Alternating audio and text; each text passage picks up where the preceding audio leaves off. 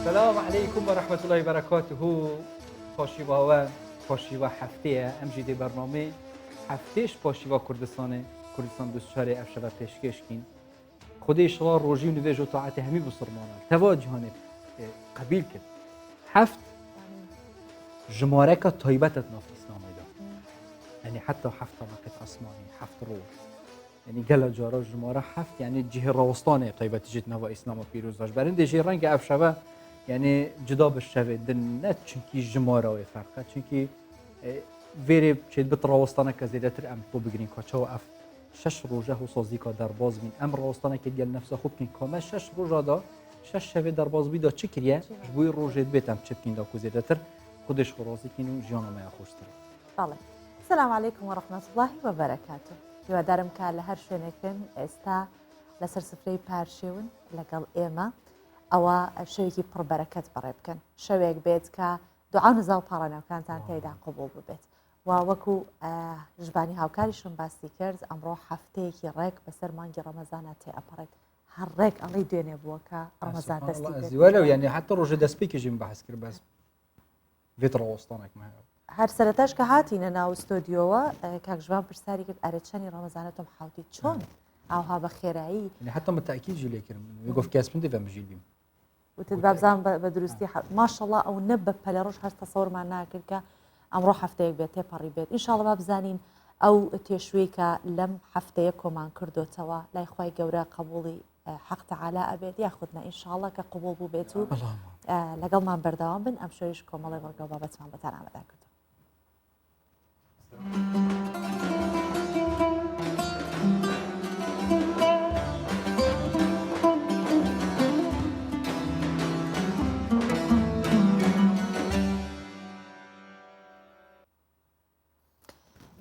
بەڵێ ساڵانە لە مزگەوتەکانە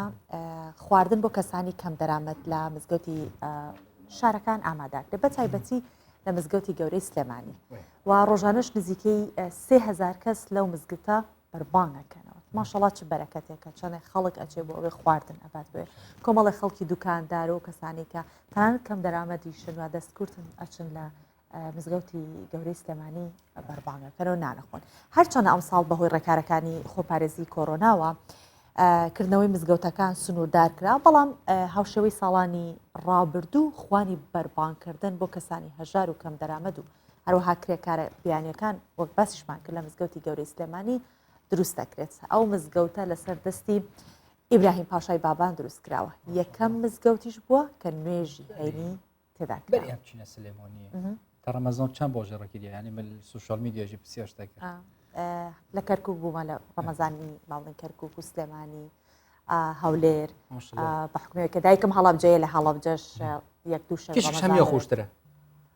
هەمووی خۆش بووە هەرێکی تایبەت هەمووی خۆش یاڵا بەرەف سلێمانی بەشت.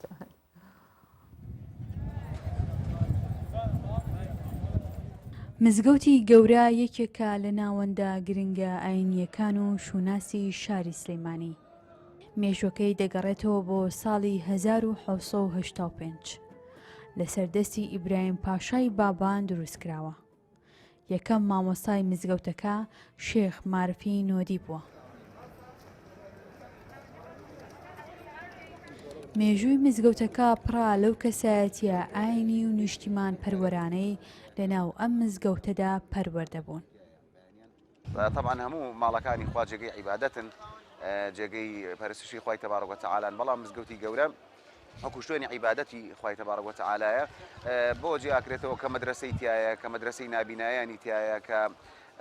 مەزاری پیرۆزی حەزرەتی حاجی کاک ئەحمەدی شێخ و مەلیکی کوردانی تایە و مەزاری بەشێک لە بابانیەکانی تایە مزگەوتی گەورە و مەدرسەی تایە کە فێرخوازان و فەقیهان و مامۆستایانی ئاینیەن لێرە فێری زانستە شەرعیەکانە بن. ئەوەی کە گۆڕانکاری بەسەرهاتووە لە مزگەوتی گەورە ئێمە دوو قاعی گەورەی نوێژمان هەیە هیچیان ناکەینەوە بۆ نوێژکردن بەڵکو لە حەوشەکەیە و لە سەر سەکۆکە لە شوێنی کراوایە نوێژەکانمان ئەنجامەین هەر 5 فەرزەکە. یەکێک لەو تایبەتمەندیانەی کە مزگەوتی گەورە لە مزگەوتەکانی دیکە جیا دەکاتەوە تێیدا خواردن بۆ کەسانی هەژار و کەم دەرامەت دروست دەکرێت. دە فاتمە یەکێکی دیکەیە لەو کەسانەی کە تەمەنێکی بە خزمەتکردنی ناو مزگەوتەکە بردۆتە سەر. ڕۆژانە خواردن بۆ زیاتر لە 3000 کەسی کەم دەرامەت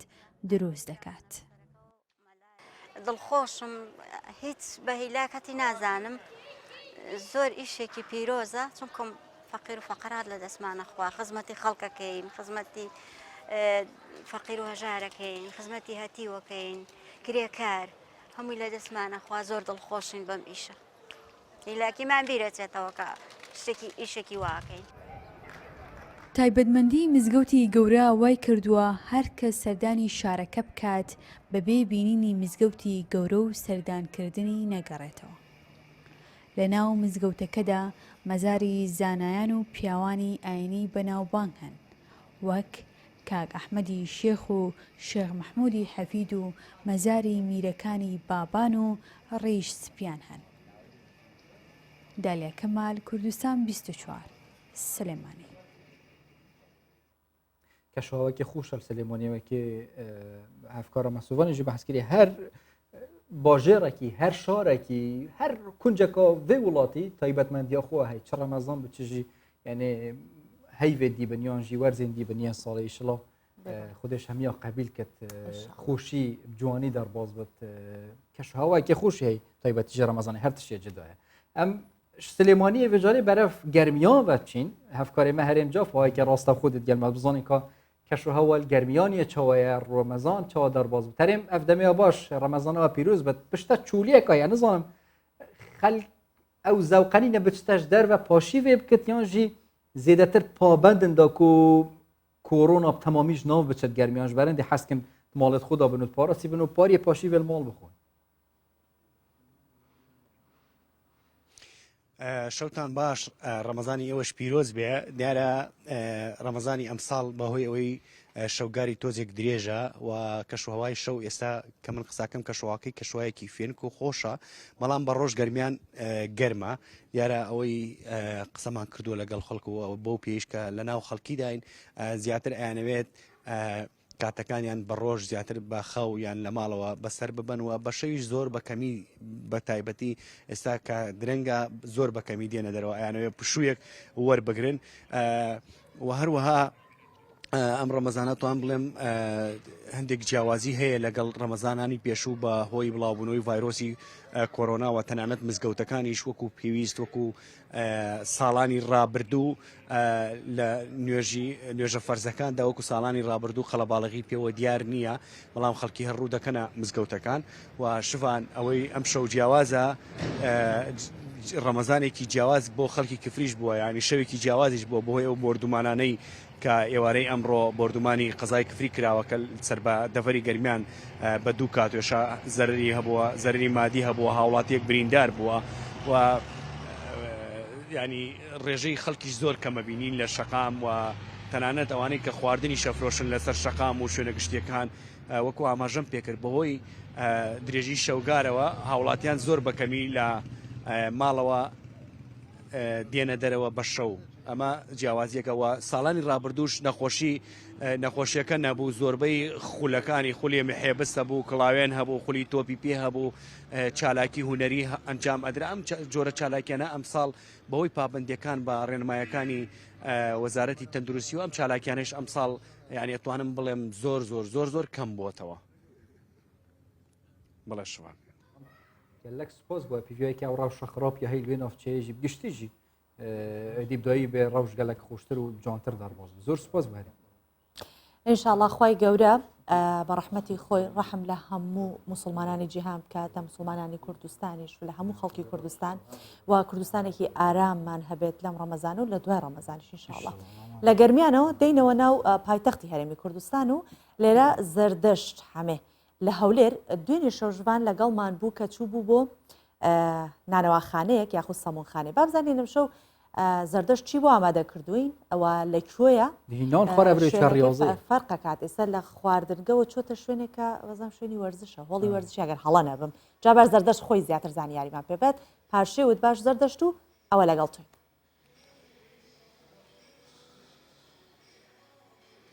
دەم باش سۆڤان دەم باش جوان وەکوتانی زمان ئەم لە هەولێر شەف تایبەت دەمێن پاشی وێدا ئەم ناو هەولێرە پایتەخت دیگەرن داکو ئەم بزانن لە هەولێرێ چاوە وڵاتیان me şevên xwe di meha Ramazanê derbas dikin. Niha ez li holeke werzişê me ku diyar li nav holên werzişê jî xelekekî zor yan xelkekî pir berê xwe dide werzişê dike dixwaze pêş demên paşivê werzişa xwe bike. Dixwazim wekû keptinekî divê holê da Keptin Merwan Abdilmecîd werbigirim gelo di meha Ramazanê da ewana çawa programên xwe birêva dibin. Kak Keptin Merwan heger keremkî pêşkamîrê wekû diyar dibe niha demejmêr yek û çend xulekeke pêş dema paşivê حتی ویگاوی جی و کوام دیبین خلق دهت ورزشت که اون لمانگا رمضان چاوا پروگرامن خوا بریوا دبن. پێشەچی بەخێراتنی کەناڵی بستار تێوی دەکەن و بەخێراتی مانج ڕەمەزانی پیرۆزی دەکەن و بە تایبەتی مسلمانانی گەلی جیهان و گەلی عێراق و بە تایبەتی گەلی کوردستان بەنسبەت پرۆگرامەکانی ئێمە ڕەمەزانان عادەتەن بەرنامەکان دەگۆڕی خەڵک بە ڕۆژوو دەبێتن کاتەکانمان لە ساری ئێوە لە تا یەکی شەوە بەنسبەت ئەو یاریزاننشی زۆربیان کە بە ڕۆژوو دەبن هەندێکیان مەسەلەن بێ ڕۆژن ئەوە سحەتیان تەواو نیە ڕێنماییمان مەسەلەن لە ئەوانەی کە بە ڕۆژوونە کاتەکانی فتارکردنی کە دیارە چ خواردنێک بخۆن چ خواردنێک نەخۆن و ئەوانەی کە دەیانەوێت بۆ لە شوو ڕێکوپێشی خۆیان بن چ وەربگرن چ وەرنەگرن ئەوانەی کە دەیانەوێت بۆ کێش دابەزاندون بن هەم چ وەربگرن یان پێش تەمرین چ کاتێک بێن پێش فتارکردن چ کاتێک بێن یاریەکان بکەن یان دوای فتارکردن 3 سەعات زەڕورە کە ئەو نانەی دەیخۆ ئەو کاربۆهایدراتی کە وەری دەگریتن پرسیارێکی بکەم یعنی ئەو کەسی بەروژیە پشتی فتارێ چ کاتێک باشە بێ دەست بریازەی بکێت لە هەمان کاتە چ کاتێک باشە پێش پاشیوێ واز لە قاعی بهینێت زۆر چاکە ئەو کەسێک کە بە ڕۆژووە فتاری کرد دەم و دەست مەسەلەن سەعاتێک دوای زۆر غەڵەتە لەبەرەوەی جسمی ئەو ئینسانە بە ڕۆژووە برسیە مەسەلەن کاربۆهایدرات و پرۆتینێکی زۆری پێویستە 3 سەعات دوای بەربانگ ئەو کاتە دەتانی بێ یاری خۆی بکاتن جەمە خواردنەکەشی کاربۆهایدراتێکی خاوێن بێتن 200 گرام بێ 150 200 گرام بێتن کە وەریگر ئەو زەبێت تەمرینی خۆی بکە پاشەوەی کە تەمرینی تاوا کرد دەوری 9 و هەم بچێتەوە کاربۆهایدراتێکی کەم وەربگریتن حسب شخصەکە دەگۆڕێتن کە پێویستیم کە بە عامەتەن کە باز بکەین مەسەلەن چکە هەیە لەش جوانیە هەیە بۆ کێش دابەزانە بەڕاستی زۆر و کێشی خواردنەکە فەرق دەکات لەگەر ئەو کەسێک کە بیدەم بە تۆ کە بیدەم بە یەکشیت کە بەس کە یاریەکەی تەواو کرد هەر زەڕورە پێویستە پرۆتینێک و کاربۆهایدراتێکی خاوێن و لەو کاتانش دەکە یاری تەواو کرد مەسەلەن سەعاتەکونی و پێش پاشی و مەسەلەن ئەینەن پرۆتینێکی خاوێن کاربۆهایدراتی زۆر کەم وەربگرێتن پرسا کوتایش دەدیکەم هەلبەت ئەف زانیاری گەلە گرنگن ji bo وڵاتیان پرسا کوتایی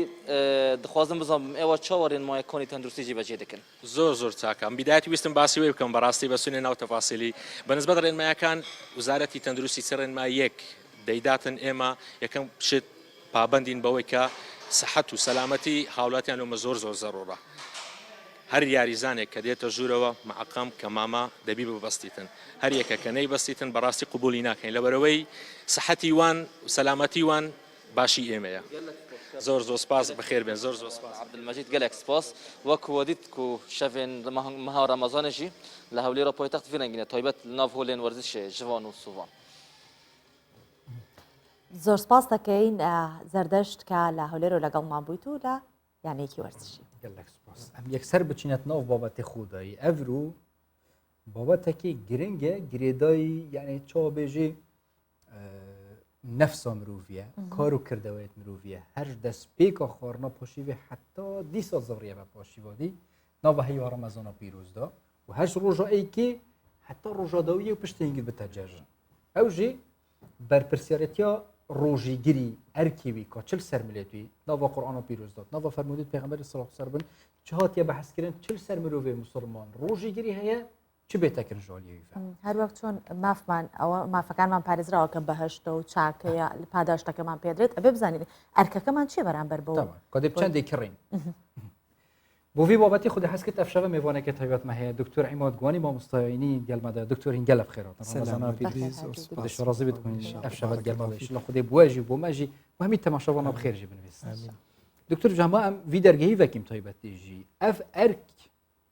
تایبەتیژی ڕۆژی گرتن ناف ئیسلامدات قورئانە پیرۆز داهاتە چاواتە بەحەسکردن تایبەتیژی مدوێت مەبەستەمە ئەو بێت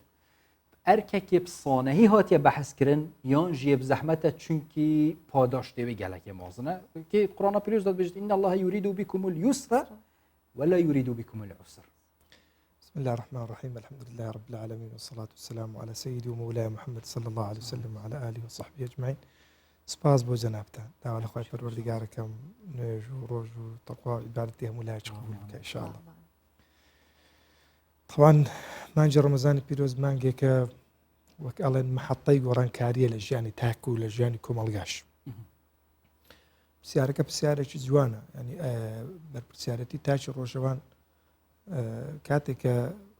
ئیسلام دێ گۆڕانکاری لە عەقڵەکان دروست دەکات، بەر لەوەی کە گۆڕانکاری لە دیزاینی ژیان دروست بکە، گۆڕانکاری لە نەمەتی بیرکردنەوە دروست دەکات.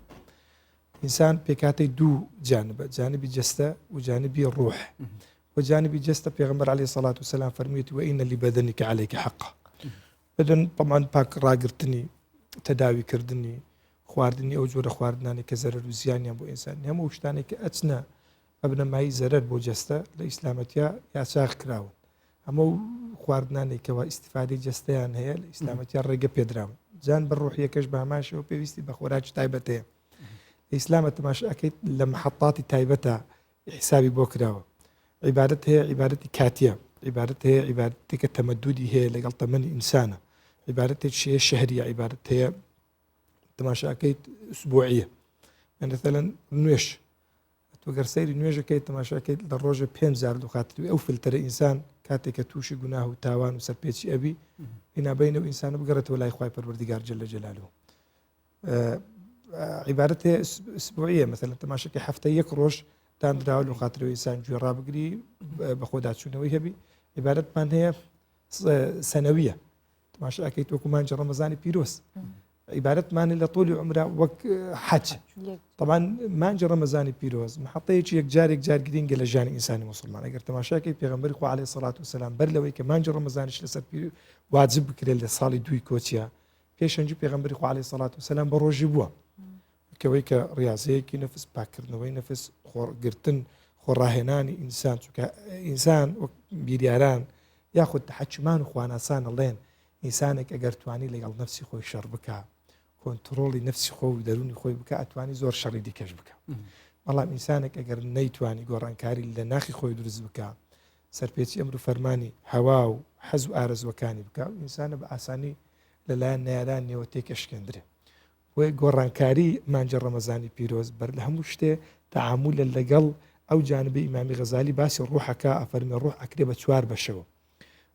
یان جیاوازی لە نێوان عەقڵ و ڕوح و نەفس و دڵەکە. ئەڵێ ئەوەی کەوا پەیوەندی بە جانبی شەهوەتەوە هەیە، هەمان ڕوحە، ئەو دڵە ڕوح وحدەیەکی مەوزوعیە، بەڵام کاتێک کە متعلقە بە بیرکردنەوە پێی دەوترێ عەقڵ، بەڵام کاتێک کە متعلقە یعنی پەیوەندی بە جانبی حەز و ئارەزوی ئینسانەوە هەیە پێی دەوترێ نەفس. ئەو نەفسە خوای پەروەردگار جەل جەلالوه وای دروست کردووە. شاعر شعرێکی جوانی هەیە، ئەڵێ النەفس ڕاغبة إذا رغبتها وإذا ميلت إلى القليل تقنع. بڵێ طبیعەتی منداڵی هەیە، چۆن پەروەردەی ئەکەی وا ئەچتە دوێ. ئینسان ئەگەر بێت و بوو بە موسڵمانێکی چاک، بوو بە موسڵمانێکی کارا، بوو بە موسڵمانێکی پەیامدار، کە ئەمە مشکلەی ئەو ڕۆمانە، موسڵمانی پەیامدارمان کەمە. کاتێک کە بۆ موسڵمانێکی پەیامدار استفادە لە هەموو ئەو محەطانە ئەکا بۆ ئەوەی کەوا تاکێکی کاریگەربی لە ناو کۆمەڵگا. بۆی تاکێکی کاریگەربی لە ناو کۆمەڵگا پێویستە بۆ خۆی استعدادی ئەوەی هەبی گۆڕانکاری لە ناخی خۆی دروست بکە. یەک لەو محەطانە مانگی ڕەمەزانی پیرۆز. بەس دکتور فێری مەسەڵە یعنی خەڵێکژی گەلە حوسۆ بەحەست کرد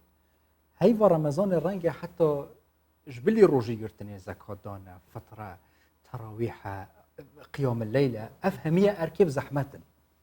بۆچی خودی وسە حەسکریەت هەیڤە ڕەمەزانە پیرۆز داشت شینا یوسرێ تقریبا تو بێژی بەرەف عوسری یعنی نە عوسری زەحمەتی هەچێت. بەخۆی ئوستاز عوسر و یوسر لە دەرەنجامی ئەسەواری متەرەتیبە، یعنی لەو ئەسەرەی کەوا ئینسان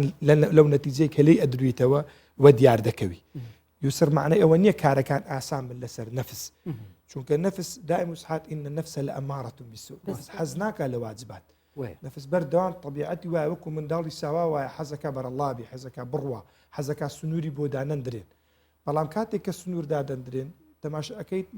ما یوطاقن ما لا یوطاقنین، یعنی هەموو ئەو واجباتانێک کە لە ئیسلامەتی ئەمرمان پێکراین ئەوەنە کە لە توانای ئینسانی داهەیە ئینسان بیکە. یوسرەکە لەوەی دایە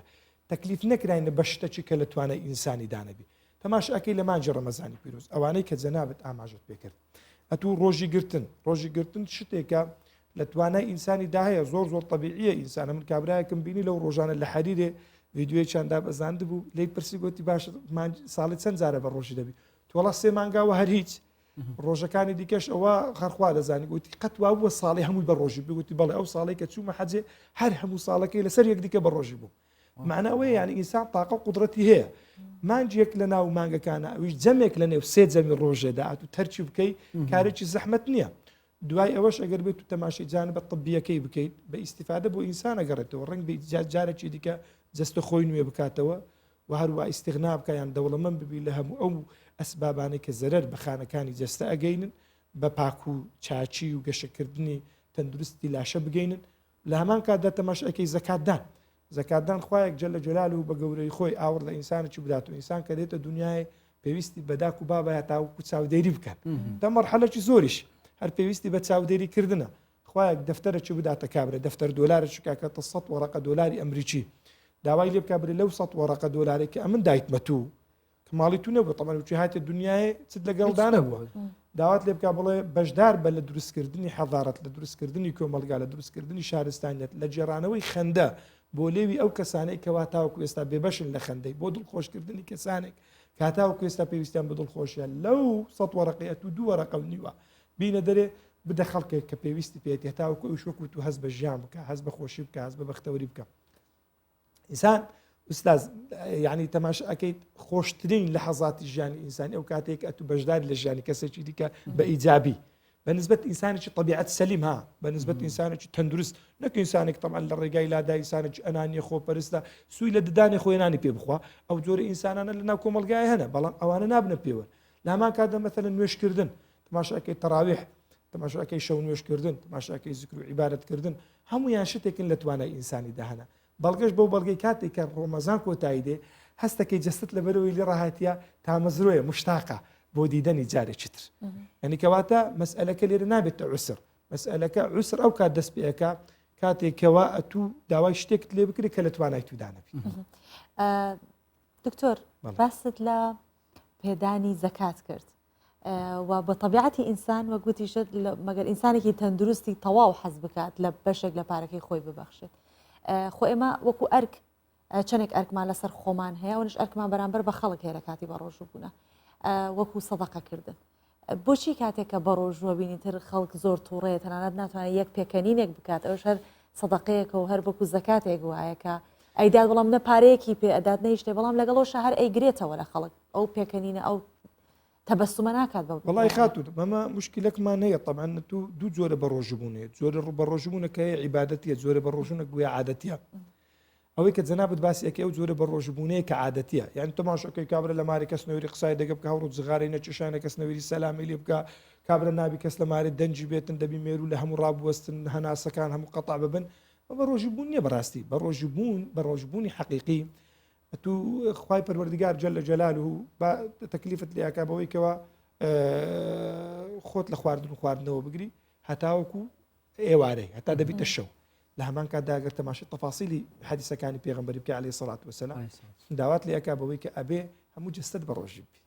ئەبێ ئینسانێک بفعلەن گۆڕانکاری لە ناختا دروست ببی لۆی پێغەمبەر فەرمی عەلەیهی سەڵات وەسەلام کەسێک ئەگەر بێت و واز لە قسەی بێسەر و بەرنەینی لە ئەزیەتدانی خەڵک نەینی لەو طبیعەتە خراپەی کە هەیە ئەبێتە مای ئەزیەتدانی تاک چاچی بەرامبەر خوای پەروەردگار جەلە جەلاله هیچ منەتی بەوەی نییە کە کابرا خۆ برسیەکانە خۆ برسی ناکە کەواتە کابرای موسڵمان ئەبێ بە ڕۆژبوونی حەقیقیەوەیە کە بێ ئینسان زوبانی بە ڕۆژی ببی لە غەیبەت گوێچکەکانی بە ڕۆژی ببن لە گوێگرتن لە غەیبەت و هەروە ئەبێ دەست و زمانی بە ڕۆژی بن لە ئەزیەتدانی کەسی بەرامبەر و لە هەمان کاتشدا بەڕاستی ئینسانێک باسم کرد بێتە موسڵمانێکی پەیامدار کە بێتە موسڵمانێکی پەیامدار ئەبێ حەدیسەکانی پێغەمبەر تەطبیق ئەفەرمی تەبەسومک فی وجه ئەخیک صەدەقە پێکەنینێک ئەگەر بێتە مای بەختەوەری کەواتە ئینسانێک ئەگەر بە دوای خێردا بگەڕێ ئەبێ و سەدەقانەش لە بیر نەکا سەدەقە هەر بە ماڵ نێوە کە جەنابەت باست کرد جاری وایە بە مەرحەبایەکە جاری وێ بە سەردانێکە کە ئینسان سێ عیلاقی هەیە هەموو ئینسانێک عیلاقەیەک لەگەڵ خوددا جەلە جەلاله عیلاقەیەک لەگەڵ کۆمەلگا عیلاقەیەکش لەگەڵ خودی خۆت ئینسانی موسڵمان ئەبێ محاولە بکە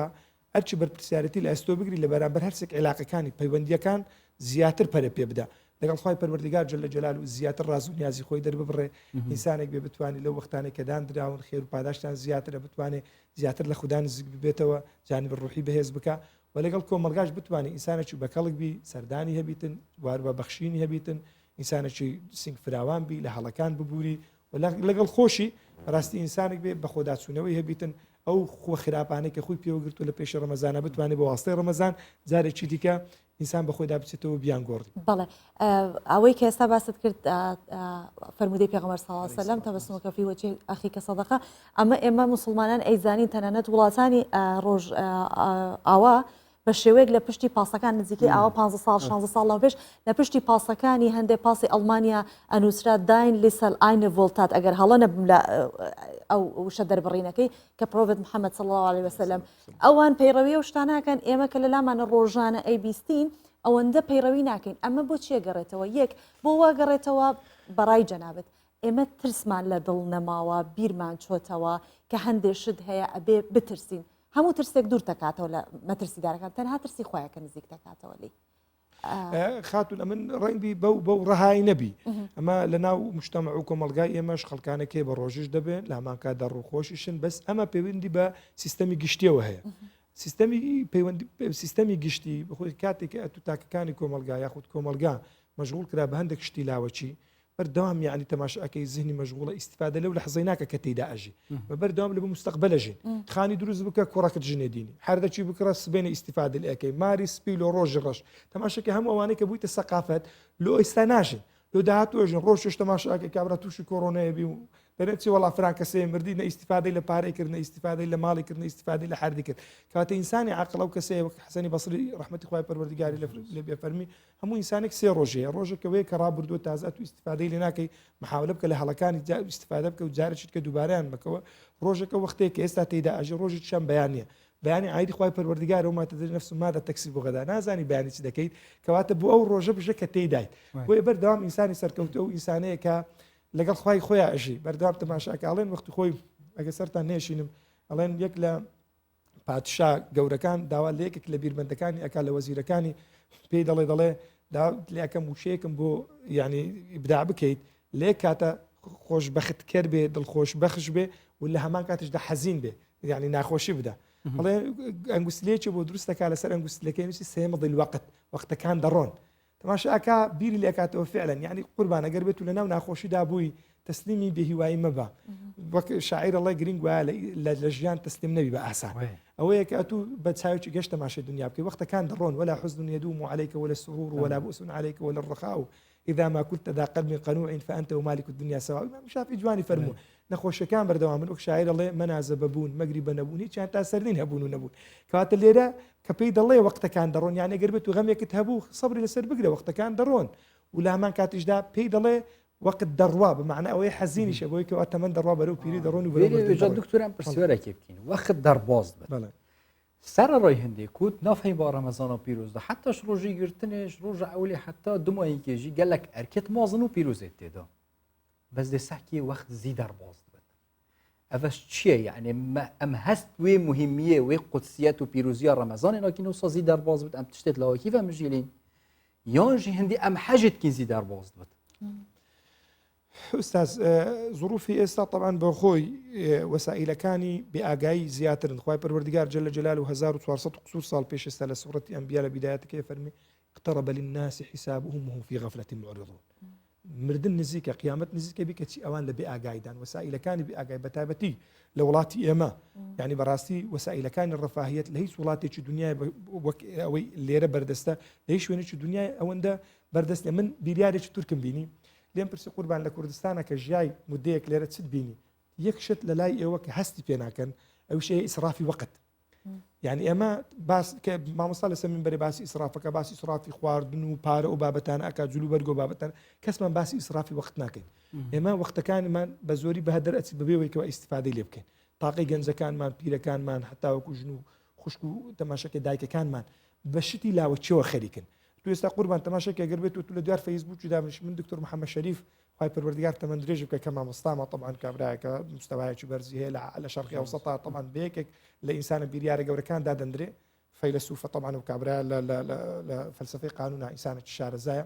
ڕۆژ پێی گوتم گوتی ئەوڕۆ تەماشای فەیسبووکم کردە نیم سعاتی لە وەختی بردی مەجارێکی دیکە تەماشای ناکەم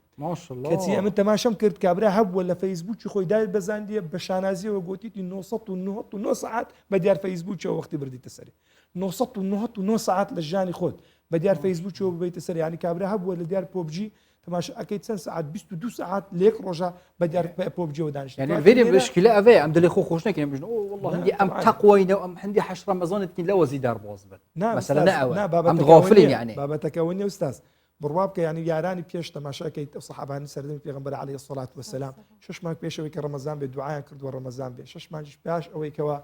باش رمضان دعاء كرد وخواي بالوردقار رمضان يعني قبل كابر استغلالي كم ترين دقيقة كردية تواني لخلالي يك دقيقة تنزار بدي استغفر الله لخلال يك دقيقة تنزار تواني بدي لا إله إلا الله لخلالي زين للرجل قيامتي كابرا هي في بيك لا إله إلا الله بس تخاطر يدرباز بيلقنا حكان خواي بالوردقار اللي خوش بي ويبراس إنسان نبي كم ترخمي بك لو يتنجوان ينقول ولا سر محطي زورك لباسكان وسرا ودقائق الانتظار املأها بالاستغفار أو دقائق تساورونا كيت نيك الكتابة جوانا كان كخوين دوت مواد الله أو دقائق متناثراني أو طبعا لو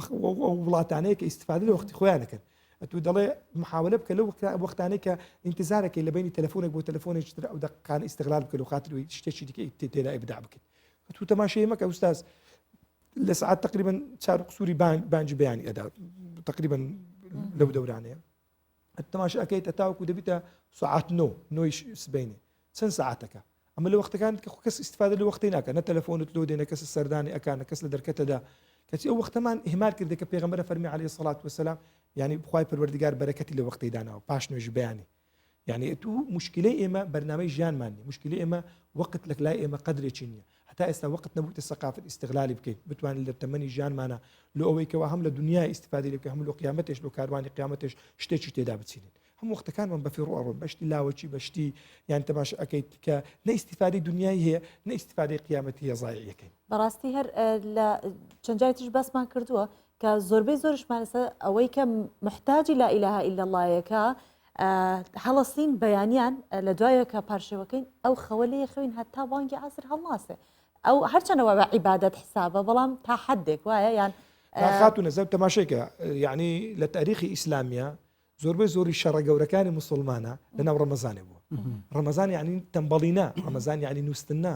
ڕەمەزان یعنی بەخۆداچوونەوە ئیستغلالکردنی ئەو دقیقانەی کە خوای پەروەردیگارە فەرمێ شەوێکی تێدایە خێر من ألف شهر بمعنى 83 ساڵی تەمەنی ئینسان 83 ساڵ تەمەنت بێت و عیبارەتی خوای پەروەردیگار بکەیت لەو شەوەی هەر بستەوە داوای ڕاز و نیازەکانت لە خوای پەروەردیگار بکەیت داوای چت لێکە داوای ئەوەت لێ ناکە هەموو ماڵەکەت ببەخشی داوایت لێ ناکە خۆت بکوژی داوای ئەوەت لێکە وەرە دوو پاتی عەبدایەتیت بکەوە لەگەر ئەو خالقەی کەوا وعدەی داوێتێ ئەگەر گوناهەکان بینی ئاسمان و زەوی پڕ بکەن لێت خۆشەوی ئەو معاملە چێ لەگەڵ چێکە والله ئەگەر بێت و ئینسان کوڕ و بابی دایک و خوشتی یەکدیکە بن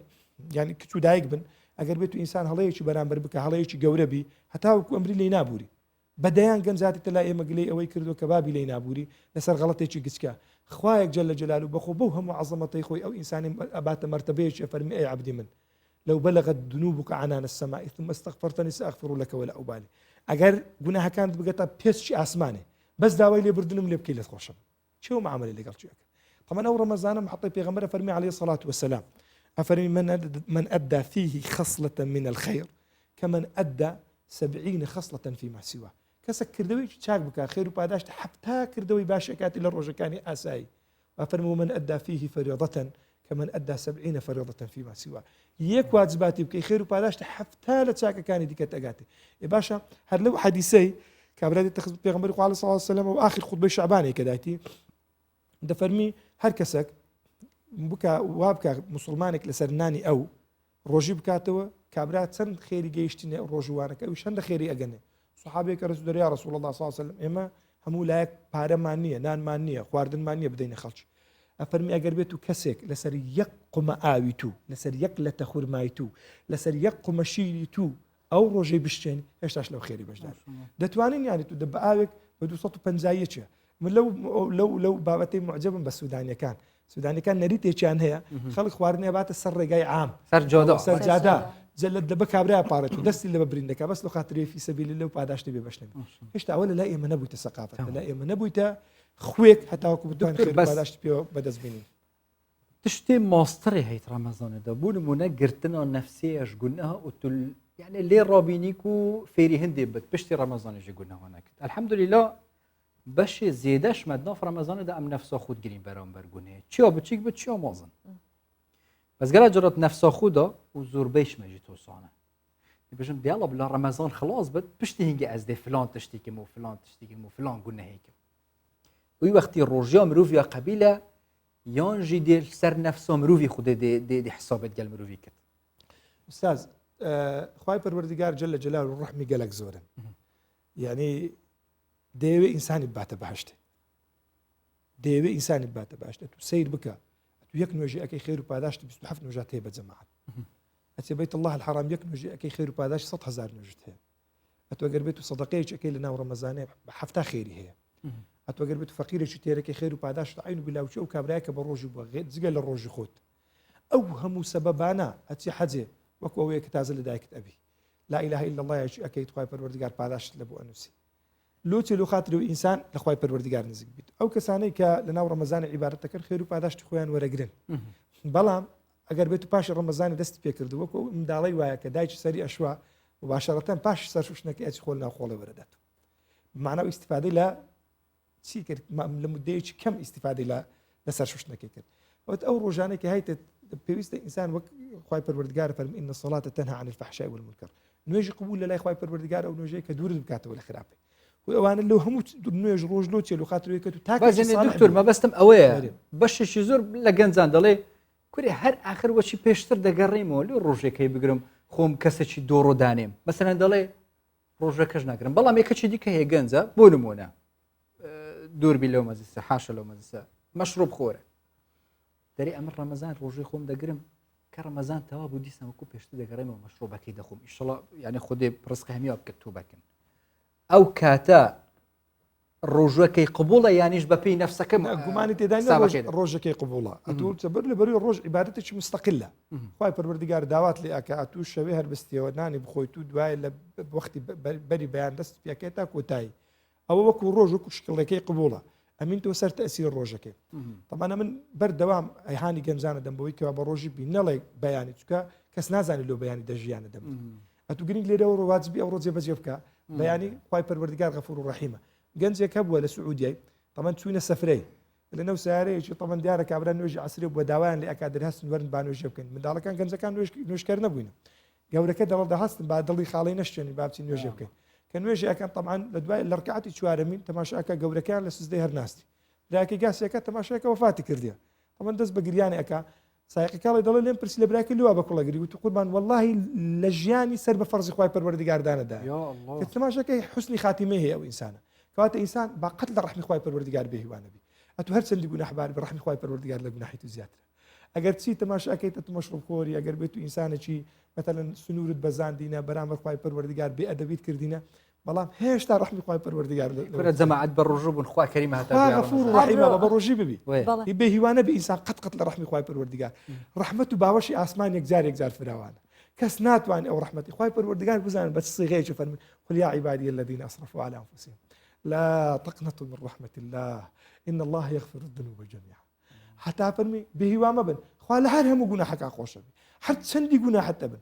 يعني بقدر قلاي سر داران بي بقدر خوري سر زوي بي بقدر كفي بحري بقدر استري اسمان بي داوي بردن لخواي پروردگار بك خواي پروردگار توفيق قبولك هر وكو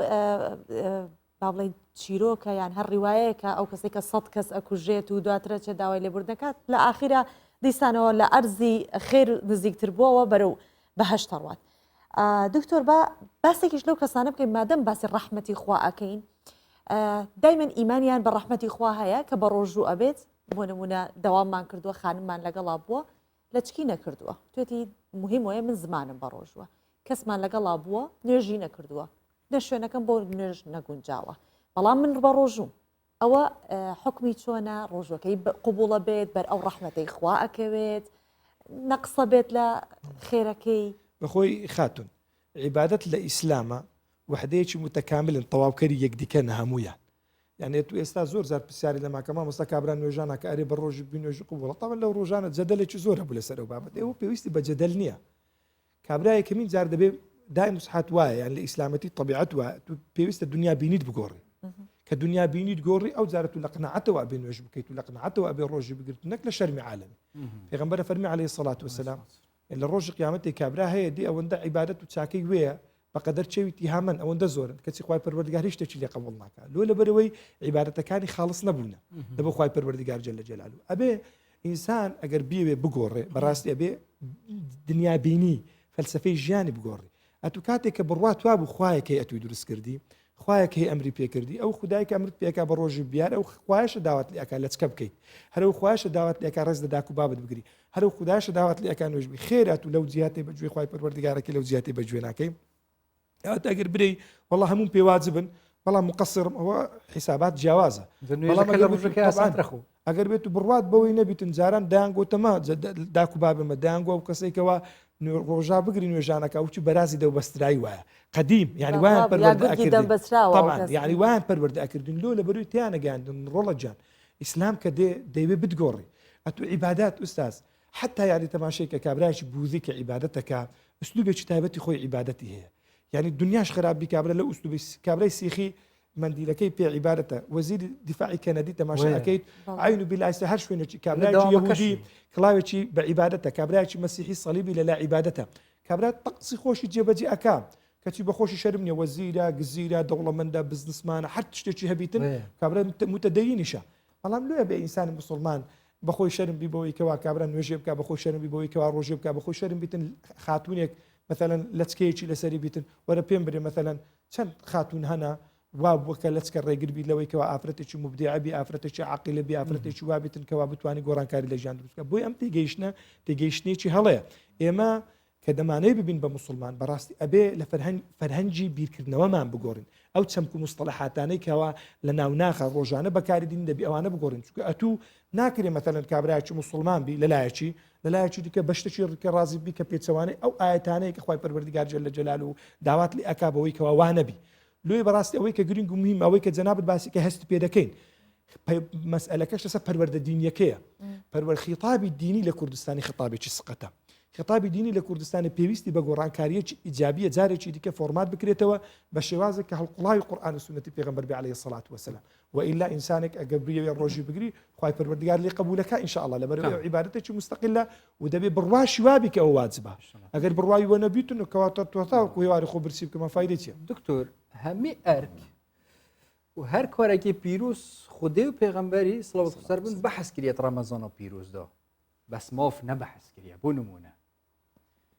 كل عمل بني آدم له إلا الصوم فإنه لي وأنا أجزي به بوشي بحثنا كريا وأفهر كأهمية بحث كريا مثلا تدش هندي حتى هندي بروجي بي فترة تهندا زكاة تهندا روجيات دي أصابت نفجات أصابت بس أو ما في ما هي كو خدي بيشكشي ما بكت بحثنا كريا أستاذ لقرآن هرشتك أجر بيت زور زوري جوربي خواي پروردگار أجرك باسنا كرديا إنما يوفى الصابرون أجرهم بغير حساب ما شاء الله يعني تماش أكيد پیغمبر فرمي عليه الصلاة والسلام مانجي رمضان مانجي آرام قرتنا آرامش پاداشتكي بحشتا اگر بيتو استابي قود با روجيك خير پاداشتكي اونديا رغم ما قود با مثلا خير پاداشتكي دياردو بس خواي پروردگار فرميتي افرمي امن بو خون پاداشتي ادم ولي بقرا زعتو معاملتي دغه خواي بكي دبي تسمع معامله بي دبي تي اماده كردبي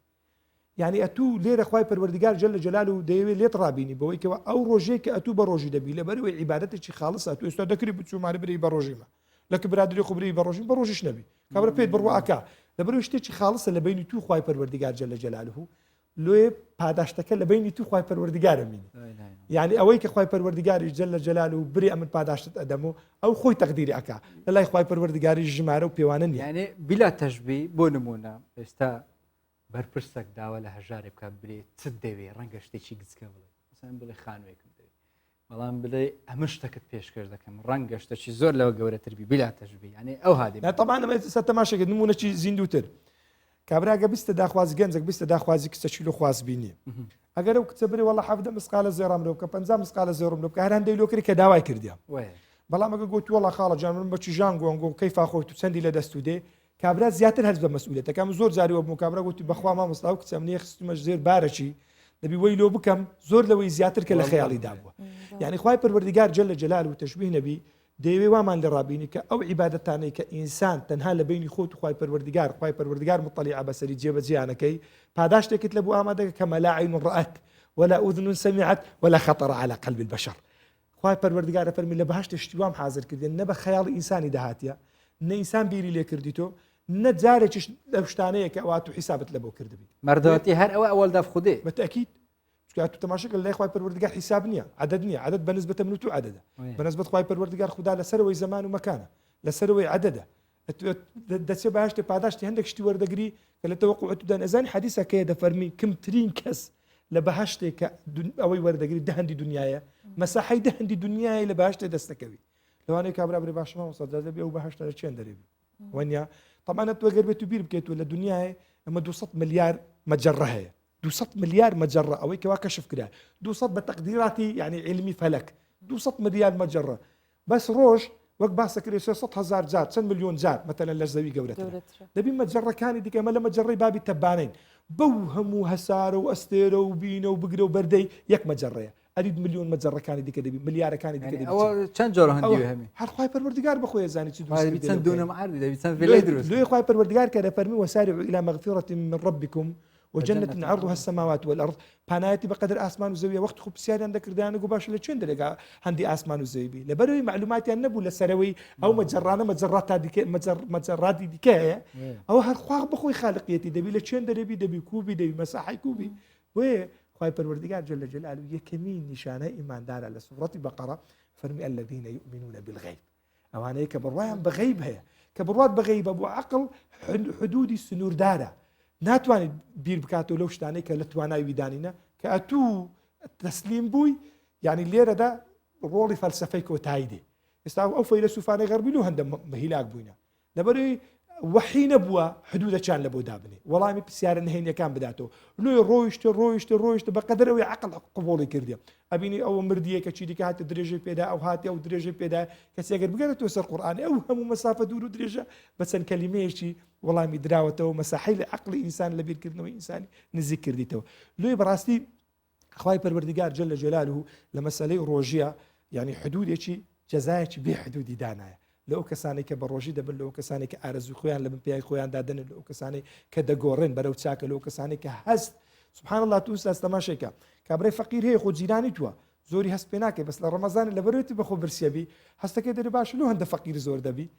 فەقیر زۆر نینە هەمان فەقیرێ هەنە بەس ئەتوو هەستت پێ نەکردێ بڕاو کە لە شەوی ڕابردوو چوینە ماڵەکی کابراکی خێرخواز هات بوو هەندێک شتمان تەوزە کرد خوای پەروەردگار قبوڵی بکات تەبان چوینە ماڵەکی لە دەرگەکماندا داکێتیم بوو ئافرەتەکە دەمەکی زۆرە سەردانی ئەو ماڵەمان نەکرد لە دەرگەکەماندا سێ منداڵی هەنە ئافرەتەکە عەرەبە ئافرەتێکی بەحەیا خوا ڕووسپی بکە ڕەبی لێمان پرسی داژان حاڵتان کۆ گوتی باش ئازوقەتانەی گوتی نەوەڵڵە ئەی باشە لەکوێ ڕۆژی ئەشتێن گوت وەڵاو ماڵانە خواردنمان لە بۆ دینە مامۆستاوە قەیدی ناکەوە ژیان دەگوزارێ بەس کرێکان لەسەر گرانکردن بزانن چۆن دەفعابی سیرکە یعنی تو ئەگەر بێت ڕەمەزان نەبووە ڕەنگ بێ نەچووبین نەگەڕابین نەچووبان لەو دەرگانەمان بدابانە دەبی لە پاش ئەو دیوارانە چەند ڕۆکی ئاوا حەزین هەبن کە خەڵکێک پێویستی بەدەستی یارمەتی هەبی کاتێک کە ڕەمەزان دێ ئەو ڕەمەزانەیە پاڵت پێوەدەنە لۆ خاترێت و بەشداربی لە دڵخۆشکردنی ژیانی ئەو کەسانە وێ بەڕاستی ئەبێ محاولە بکەین هەموو دقیقەیەکی ڕەمەزان بە فیڕۆ نەدەین لە زیکردکردن لە ئیستیغفارکردن لە گەڕانەوە بۆ لای خوای پەروەردگار چونکە گەورەترین زیکری پێغەمبەر لە ناو ڕەمەزانی داوای لێبوردن کردبوو لە خوای پەروەردگار و ئافەرمی پێغەمبەری خوا زۆر سەخی بوو بەلام لە ڕەمەزانێ لە هەموو وەختا سەخیتر بوو إن شاء الله خدش راضي بالدكتور طبعا أركض في رمضان بيروز ده قال لكن ما حسكر هم حتى فترة زكاة يجي تشوفين كو حتى تناف ججنيش ده يعني ريكو هي فترة بدت بس با وقت ما قال لك كيما إن شاء الله برنامج هذه دي حتما بيشتغل بس دي خير بالمست دكتور قال لك ممنون زينك من شباب قال ما من واجب خير بالمست إن شاء الله الله بخير خدش راضي جال الله باس لا ئەوە بکەین کە ڕۆژانە ژمارەیەکی زۆر لە ڕۆژوانان بۆ بەسەربردننی کاتەکانیان لە کەش و هەوایەکی فێنک و تەنانەت ساردیش سەردانی فێنک بێت چی بێت وەکو ئەو شوێنە سەردانی ناوچە شاخاوی و کوێستانەکانی باڵەکایەتی ئەەکەن وەلا ئاوە سارد و سازگارەکان دکتور ژێ وێ نۆفچەیە کە زەخەلت نابووە دکتۆری ما شاء الله دكتور ڕۆژێکی مە میێوانی وێرێ خزمەت بەڵێ ئێمەش ئەم دیمەنانە پێکەوە دەبینین و ئەوەش کە خەڵک سەردانیەکات بۆی کە چونێتی و برسێتیان نەمێنێت کات بەسەر ببەن لەو شوێنە سروشتی جوانی خی گەورە ببینن تا کاتی بەڕوانکردنەوە لەو شوێنانە وەک دەبینین ئەمێننەوە و بەشێکی شیان لەو ناوچە دڵڕفێنانە بەربانگەکەنەوە و تا کاتی پارشێوان ئەمێننەوە ئەو ڤیددیۆش کە ئێستا ئەیبینی لەلایەن دلێت کە توێویە خۆشە هەیە زۆر زۆریش خۆشە ئەمە ئەم وێنانە لەلایەن سۆران مامەند گەنجێکی دانیشتووی چۆمان بووە کە بۆ بەرنامەکەی ئێمە نردێتی دەستەکانی خۆش بێ برای منێ مازن دلوڤان باوێ هیلالی vêrê silah bûye xwe razî bû her berî nuket got min pêk ve rojekê dane em biçîne wêrê gomê fêla û navçeya balekatî wan her min gotî wallah wext nîne axir hêşta ne wext ew nizanim çi heta ketîne teyva Remezanê da vêjit piştî Remezanê vêt ez biraya xwe biçîne wêrê ئەوەش لە یاد نەکەین ئێستا گۆمی فێڵاو چۆتە سەر پولی یەکێک لە وڵاتان بە بیرم نایەت کام لە وڵاتانە بۆ سەر یەکێک لە پولەکان دانراوە کە گۆمی ڕۆژێکی خوددا هەست کە دەخیڤەتە خوب مەوێرێ دەلوێرێدان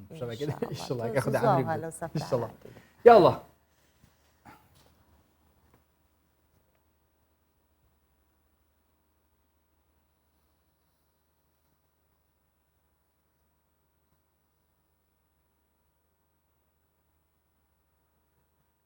هەری مەلەوانیات کرد کابرایە نەواستە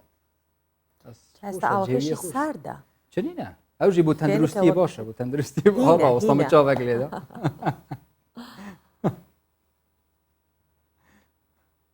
یاڵە ئەمش وان نافچێت خۆشوان دیمەنێن خۆش دیرکەبنی شڵا خودێت تەمەنێ وە درێژ کە تەندروستیەوە باشکەتیم بکارن تایبەتیش ناف کوردستانێدا جهێت گەلک تایبەتێت هەین و پێچێ بت سەردان ئەوان هەمی جوابکەن بەری ئەم بچینە وڵاتش دەربەچ کە ئەس باوارکەم ڕەنگە وڵاتێ دەردۆرە مەژی دیمەنێن هۆ سەب زەحمەت دەست وە بکەون ژبەرن دێ هەوڵ بدن ناف کوردستانێدا زەیدە بگەڕن داوان دیمەنێت خۆش ببینێن ئەم بەرەف هەفکارێن مە بچین دەستپێکی ئەس دێ بەرەف هەفکارێمە ئالان حسێنی بچن وێجارێت ناوا کەمپا دومیزدایە پشتینگە هەفکارێمە هەیە من دەل و خودە حەز کرد دێش کەرکووکە گەرمە ئالان ئەف دەمێتە باش هۆش مڤە قەمی سێ منوتەوەکیەکە ئەوان نە کەمپا دومیز پەنابەرێن مە کوردێن مێن ڕۆژاوای کوردستانی ڕۆژێن خۆ چاوە دەرباسکن چاوە بەحسا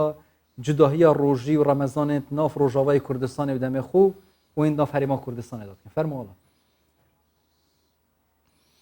بله جوان دمتا باش بیتن است لکم پادومیسم یا پنابرین روش آواکو ما نزدیکی 10 سالان اول وری آکن جیبوینه او جیبوینه بشکش خلک پارزگاه دوی که ایدی تناوا پارزگاه دوی که داوسا خلک دوی که جفر با او جی بشکش پارزگاه دوی که بله یعنی الوری عمل مالا کاک رمضانی حاضر بوینه او جیت مجیلی خارنا پاشی و نل سرسفرینه او پاشی و خود کن همه بچین هندک آخنات گلاب کن هندک فتوگوی بکن جاری که ایمات و کو گنجک ام بزانی رمضان اول ویرل کمپا دومیز چاو پریوت چیتن اگر ام بجین تناف برا ویریو برینی که دمین روش آوا چاو بو ام خیراتنا کانالا 24 کنو سرسرا و سرچاوا خودی رمضان ویدری خوش الحمدلله امان و استقرار هيا وروشا مال فيدي بريفا شي وكي موكي خلكي فيدر يعني روشا خوان بريفا بنو ورمضان خوان بريفا بن روج افاجي وافدر يعني حالي حاضر وقت بيجي تفرقينا ما يدس بكم هاتي قلق زحمتي ما دكشاندن خيبت وما خيبت ونو قلق زحمتي هم رمضاني ما قلق روج ما تخوارن دست بيك براستي قصوري عفو كنجي في قوتني بس حالي حاضر وضعي مال فيدي قلق خوش بويا استقرار بويا ام رمضاني خود قرن الحمد لله تشتام كارن وافشا باجي عزيل فيدري زوايم قلت بسر شيوي حظي ما دركت كان لابس تشارج الفيديم قلق كيف خوشنو امي باورونشين امي باشي باخد خون كاك رمضان بجين خدانه و ماله ام بزانين يعني کارت چه تو چه رمضان خود بورینی ادگل افریقا تخ بجین کسو کارت خو میوان کرینه بخودی سیدا الحمدلله بخودی رمضان ما قالك کی خوشا و بخودی يعني هر بصالي شي خوشتر برمضان و بخودی ام فيدري ام شغلي خود كن وادي الفيدري ب بيوتلاستيكيه ما هيا خودی ام چنسر شغلي خوشي ام تنجي و بخودی ام رمضان نحسنجي ام قالك بيكي بخوشن باشه اگر هم بشین جدایت نبرا رمضان تو الویره و دم روش آوانی چه جدایی که این فربونی الویره و کی جاران دی جدایی های چاوا انه الویره جمدی و باوی خوابون اهلی مبون جدایی ها ابناگی ها جو بدر روج الحمد لله قال لك خوش بودي ام بين احسن راستي خودی جیرانێمە ئەم خۆژوارت بن ئەو ژمەرە تێنن خەوە خودی گەلێکین پێ ڕەمەزانێکی خۆشن باشە ژیان وێرە چاوە دەرباز بیت کەم پێ و ڕەمەزانەوەت گەل بژین ناوە کەم پێدا چاپ بەڕێبەچیدن خودی برێڤە چیوەکە حەویە هەموو کەسی گەلێکی خۆشە خودی ئەرێ خودی ئەم شغڵی خۆشیت کن و ڕەمەزانە خۆشیت بن و خودی مێژێ خۆشیت کن الحەمدلله ئەم ئەبین خان خێزانەوەم ڕەمەزانی بزانین تو چدا بەردام حاضر کەی بۆ کەک ڕەمەزانی و هاریتت کاتە بکارێ ماڵیان نە وەلا ئاریمتکێ گەلێکی ئاریمتکێ و چ بێ ئاریمتکێ بمرە ینی هەنها پاشی وی ئاریم حاضر کرد چ خۆرنوە هەنە تایبەتی توێت ڕۆژ ئاوا بن هین وێرەیانی بخۆن ینی ئەم یمەی ڕۆژاڤ ینی مەگدوس وا ئەم چێتکن ئەڤن ئەرێ و نها پەنیرێمە ئەو نە پەنیر سیرێک ئەف هەموو ئەڤ یمەی شغڵی مەی وێ درێ و ئەم چێتکن ئەم ینی ئەم وێ خواردنێ بهتر جوە خواردنێ مەی عادی ئەڤ مەگدوسن باجانێ ڕەشن ئەم وات کەلێنن و موازواتکن ئەموانێکی محەمەرای و گویزا و گونجیا سیرا ئەمات خونەت ناودا و خونە قەترە میزدا و زەیتوات بەرنە سەرێ ئاv بەسەهالو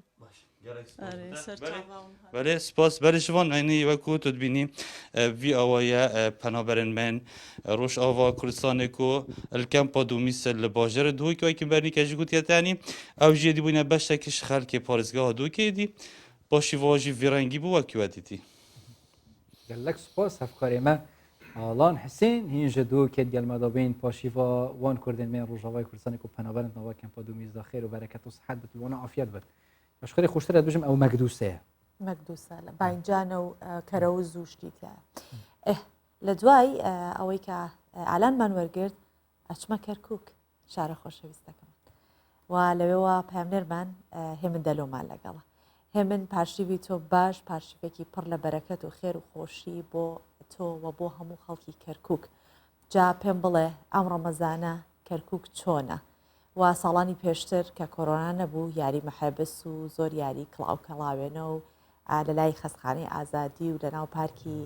گەڕێکی ئازادی و لە ڕەحیماوە و لە شۆرجەوانە با ئاخر لەو شنانە هەموو گەنجەکان کۆ بوونەوە و تا پاشێ و ئەمانەوە ئێستا پێم بڵێ ڕەوشی کەرکووک چۆنە خەڵک چۆن پاشیوەکات باسم بۆ کەکەمەکردگیری زۆرم بیر کردووە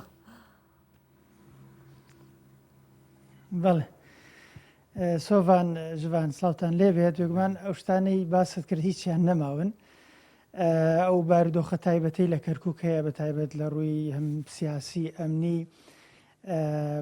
ینی لە کەرکووک بارودۆخێکی تایبەت هەیە بێگومان و دەرونی خەڵکی کەرکووک تاک بە تاشی کەرکووک هەمووی ماندووە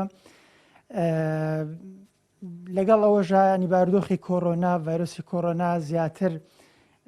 بارودۆخەکەی ناخۆشتر کردووە ئێستا لە کاتژمێر 9 بە دواوە قەدەغی هاتوچۆ دەست پێ دەکات سەرجەمە و چالاکیانەی کە باست کرد قەدەغە دەکرێتە هاتوچۆی پیادە ئۆتۆمبیل ئەمانە هیچی نامێن لە کەرکووک بۆیە ینی بەگشتی ڕێوشوێنەکان بە توندی گیراونەتە بەر بۆ پەخستنی جوڵە و بڵێن شەی ڕابردوش دوکاندارەکان بە تایبەت چینی کاسبکاران خۆپشاندانیان کرد قەدەغی هاتوچۆیان شکان بەڵام هێز ئەمنیەکان دوکانەکانیان پێداخستن لە بە تایبەت بازاڕی حەسیرەکە ینی بەگشتی بارودۆخەکە لە کەرکووک بارودۆخێکی تایبەتەوە جوڵە و پەیوەندی کۆمەڵایەتەکانیش بەهۆیان بارودۆخەوە نەماون لە ڕووی بڵێن چالاکی ئاینەکانیش مامۆستایەکی ئاینیم لەگەڵە بەڕێز مامۆستا ئەحمەد زەنگەنە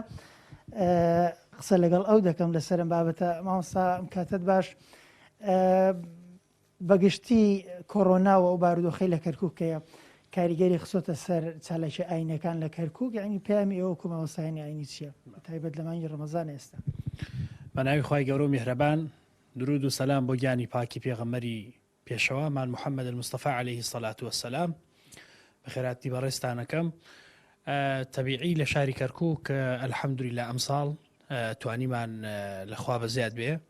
تا ئێستا کە تەراویحەکانمان لە مزگەوت تا بکەینەوە گەورەترین شتە بۆ مسلمانان کە دڵیان پێخۆشە لە پاش ڕۆژۆکەیان کە بە ڕۆژوو ئەبن ئەویش ئەوەیەکەوە بتوانن نوێژە تەراویحەکانیان بە هەمان شێوە لە مزگەوتە ئەنجام بدەن فەزڵ بۆخوا ئەمساڵ وەقفی سونی لە بەغدا بڕیاریاندا کە بە دەرگای مزگەوتەکان بکەنەوە بەڵام بە کۆمەڵێک ڕێکار و ڕێکاری تەندروستی جێبەجێ بکەن مسلمانان لە مزگەوتەکەی خۆتەوەکو نوێشخۆن و وتارخوێنێ ئەو ڕێنمایانە جێبەجێکەن ئێمە چەند جارێک تەبیعی لە ناوە هەڵسین بە تعقیمکردنی مزگەوتەکانمان ئەوە یعنی شتێکە دەستمان پێکردووە لە سەرەتای کۆرۆنۆکە هاتووە ئەوەی کە مزگەوتمان کردێتەوە خەڵسانی بە تعقیمکردنی مزگەوتەکان و ڕێنماییمان داوەتە مسلمانان لەسەر مینبەرەوە قسەمان بۆ کردوون پیان ماوتوتومان هەر کەسێک ئەگەر نەخۆشیکی تەنها کەمشی هەبوو تەنانەت هەڵامەتێکی هەبوو شتێکی هەبوو بانێتە مزگەوت ڕجای لەکەین تکای لەکەین و هەموو مسلمانە پیان ماوتوە هەر کەسێک نەخۆشیێکی هەیە بانێتە مزگەوت و معزوریشە بانێت بۆ مزگەوت خی گەورە گونەهبار نابێ بەوەی کوانەیەتە مزگەوت نێتە جمعانەیەتە جەماعەت گونەهبار نایە بەوەی شوێن لەیس عەلە المەریض حەرج نەخۆش حەرەجی لەسەر نییە ئەوە لە قورئانە باس کراوە و هەروەها ڕێنماییمان داوەتە مسلمانان یعنی بەڕاستی زۆر مسلمان هەیە مەسەرەن کەمامە یان دەستکێش یان هەیە بەرماڵ لەگەڵ خۆی دێنێ نوێژەکەن یعنی وە پاک و پاریاوی و زۆر خۆیان بشۆن و دەست و دەمچاویان و دەستنوێش زوو تازە بکەنەوە لەبەر ئەوەی ئەمانە ڕێنماین بە مسلمانەوەمان داوە الحەمدلله تا ئێستاکەش لەخوا بەزیاد بێ هیچ کەسێک لە مزگەوتەکانمانەوە بە تایبەتی لە مزگەوتی ئێمە هیچ کەسێک تووشی کۆرۆنا نەبووە لەخوا بەزی عنی بڵێن لە مزگەوتەوە انتیشاری کرد بێت دوو مسلمان چوار مسلمانی ترگرت بێتی شتی وان الحەمدلله لەخوا بەزیاد بێت لە مزگەوتان نەبووە لەبەرەوەی ڕێنمای تەندروستەکانمان بەکارهێناوە و ئەو وقایەمان کردووە الحەمدولله پێشوازی خەڵک بۆ بڵین نوێژی بە کۆمەڵ و تەراویح بەگشتی ینی پێشوازی خەڵک چۆنە بۆ مزگەوتەکان بەڵێ پێشوازی خەڵک الحەمدولله لەخوا بەزیاد بێ مسلمانان گەلێ پێشوازیان بە قوتە لە مزگەوتەکانە حزوریان هەیە لەخوا بەزیاد بێ مزگەوت قەڵەباڵغا هەمووی مسلمانان دێن بۆ دڵشیان خۆش الحەمدولله بە تەراویحەکان لەبەر ئەوەی ئێمە نوێژی تەراویحەکان تەبعاً گرنگترین شت کەوتم دوای ڕۆژوگرتنەکە ئەوەیە کەوا ئینسانی مسلمان و ئیماندار نوێژە تەراویحەکەی ئەنجام بدە الحەمدولله نوێژە تەراویحەکان لەخوا بەزیاد بێ لە مزگەوتەکانە قەڵەباڵغە و ئەنجامە درێ لە شاری کەرکووک ئەوە جێی دڵخۆشیە و ئینشاءالله بەردەوامیشە بێت ئەم کارە ڕێنمایی تۆ کۆمەڵسایشی ئاینی بۆ مسلمانان بەگشتێ و کاتی کە دێنە مزگەوت والله ئێمە داوامان تەبعاً لە سەرجەم مسلمانان هەیە و لە سەرجەم ئیمانداران هەیە و کەسانی کە ئیمانیان بەخوا بە ڕۆژی دوایی هەیە ئەم مانگی ڕەمەزانە مانگی ڕەحمەتە مانگی خێر و بەرەکەتە ڕێنماییمان ئەوەیە کەوا خەڵکی یەکەم شت یارمەتی فەقیرەکان بدەن چکە پێغەمبەری خوا صلی الله عليه وسلم لەم مانگەدا لە هەموو کەسێک سەخیتر بووە ئەمە ڕێنمایی ئێمە بۆ ئەوان و دووهەمین شت بە خۆپارێزی بکەن بەڕاستی یعنی مزگەوتەکانمان الحەمدلله لەخوا بەزیاد بێ بەتایبەتی لە شاری کەرکووک ئێمە سپاسی وەقفی سونی شاری کەرکووکەکەین یعنی مدیری ئەوقاف یعنی بەڕاستی زۆربەی کاتەکان بۆ مامۆستایانی ئاینی ڕێنمایەکانیان ناردووە سپاسیانەکەین دەستیان خۆش بێ و هەروەها مامۆستایانی ئاینیش بەڕاستی وەکو دکتۆر یعنی لە مزگەوتەکانە وەکو دکتۆر ڕێنمایی ئەدەنە نوێژخوێنەکان یعنی بەڕاستی زۆربەی کاتەکان ئەگەر نەفرێک خۆمان هەستمان کردبێ نەخۆشە خۆمان بە شخصی ئاگدارمان کردەوە و تومانە ڕەحمەتی خواد لێ بێ مێ مزگەوتەوە ڕەحمەتی خواد لێ بێ مێ مزگەوتەوە گونەحبار نابی تا چاک ئەبیتەوە تا هەڵامەتێک تا شتێک نەخۆشێک تێ ڕەحمەتی خواد لێ بێ مێ مزگەوت بە قسەیان کردوین ڕەحمەتیان لێ بێ مسلمانان دەستخۆشییان لێکن لە شاری کەرکووک و دەستخۆشی لە مامۆستایانی هاوپیشەی خۆم ئەەکەم بەڕاستی مامۆستایان زۆر هەوڵیان داوە سپاسیانەکەم و سپاسی ئێوەشەکەم بەخێربێ دەستخۆش بەڕێز مامۆستا ئەحمەد زەنگەنە پێش نوێژ و وتارخوێن بڵێ سۆڤان ژوان ئەمە ینی بارودۆخی کەرکووک و بەگشتی هەم وەکو پێشەکێکە باسم کرد بارودۆخی کۆڕۆنا ئەمنی بارودۆخی کۆمەڵایەتی سیاسی ئەروها مامۆستا ئەحمەدیش باسی چالێکی ئاینیەکانی کرد بەگشتی لە شاری کەرکووک. بەڵێ هێمن دەلۆ لا کەرکووکۆ لەگەڵمان بوویت زۆر سپاس دەکە ئینشاءڵڵا شەوێکی پڕبەرەکەت و پڕخێر ئەبێت بۆ سەر شاری کەرکووک و بۆ خەڵکی کەرکووک ئامین چون کەم دەبەرە بابەتی دوێ بچین و ساعتە دوێ بەڕنامەی پۆشیف ئەفشەڤەژی مەهوو سۆپێ باشتر بێت تایبەتیش بووی تەندروستیەمە باشتر بێت تایبەتیش تەیڤ ڕەمەزانێدا بابەتێکی تەندروستی مە هەر بژۆرتێت ئەفشەڤەدا خودە حەسکرد بووی بابەتیژی دکتۆر دلێر گەڵاڵی پسپۆری فسیۆلۆژیا جستەیت گەلمادە بەخێر هاتی دکتۆر گەلە بخێرەتی ڕەمەزانە پیرۆست ڕەمەزانی وەش پیرۆست بەری ئەم دەست پرسیۆرە بکەینە مەسەن دەبێت وڵا ئەوە دکتورێ دەدانیە ئەوە دکتورێ چاوە ئەوە دکتورێ زانم یە هێناڤە ئەمش پسپوریەوە بەحسکین فسیولوژی جەستە مەسەن ئەم بزانین کە زیاتر دا وڵاتی گەلمەدابن تەماشاوان گەلمەدابن کە چاوە مفۆی ژێرگرن فسیولوژی جەستە بۆ چ بەڵێ سەبارەت بە پسپۆری فیزیۆلۆژی خۆی فیزیۆلۆژی زانستێکە بە ئینگلیزی پێدەگوترێت فیزیۆلۆژی بەڵام لە زاراوی کوردی پێدەگوترێت کار ئەندامزانی ئەگەر ئەو ناوەشی بکەینەوە یان ئەو زاراوەیەشی بکەینەوە کار ئەندامزانی ینی کاری ئەندامەکە شی دەکاتەوە کاری ئەندامەکە ڕادەگەینیت بۆ نمونە دەرێن فیزیۆلۆژی کۆئەندامی هەناسە باسی هەموو فرمانەکانی ئەو ئەندامانە دەکات کە پەیوەستن بە کۆئەندامی هەناسە فیزیۆلۆژی یان کارەندامزانی کۆئەندامی هەرس باسی هەموو ئەو ئەندام و ئۆرگانانە دەکات کە بەرپرسن لە کۆئەندامی هەرس بەرپرسن لە هەرسکردنی خواردن مژینی خواردن هەروەها دابشکردن بەسەر تەواوی ئەندامەکانی جەستە بۆیە کار ئەندامزانی ئەو زانستەیە کە گرنگی دەدات بە ئەندامەکان یان بە کردداری و فرمانی ئەندامەکانی جەستا بە شێوەیەکی نۆرمەل ئەوە لە شێوەی بەڵێ خۆی زانستێکی فراوانە بەخۆی بە شێوەیەکی گشتی پێ دەگوترێت هیومان فیزیۆلۆژی لە ئینگلیزی واتە کار ئەندامزانی مرۆڤ یان جەستەی مرۆڤ ئەو زانستە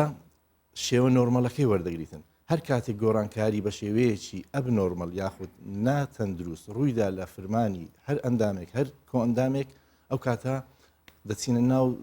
زانستێکی تر پێ دەگوترێت پاثۆفیزیۆلۆژی واتە نەخۆشی واتە ئەب نۆرمەل یان نادروست بەڵێ فرمانی نائاسایی بۆ نمونە کاتێکە لە کۆئەندامی هەرس ئەگەر یانیش باس بکەین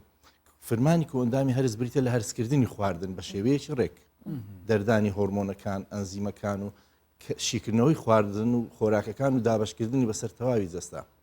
هەر کاتێک گۆڕانکاریەک بە شێوەی نەرێنی بە شێوەیەکی ئەب نۆرمەل ڕوویدا لەو فرمانانە ئەوە دەچینە ناو بوارێشتر کە پێی دەگوترێت بواری نەخۆشی ئەوە پێی دەگوترێت پاثۆفیزیۆلۆژی لێ کارەندامزانی شێوە ئاساییەکەیە پاثۆفیزیۆلۆژی شێوە نائاساییەکەی لە کاتی نەخۆشی زۆر باشە وشەیەکێ بە کوردیاڵێ بە عەرەبی دکتۆر ئەنتە الكل بالكل مادەم وایە پزیشکێک هەیە دێت بەس ئەتوانین لە بارەی مثلەن بەشێکی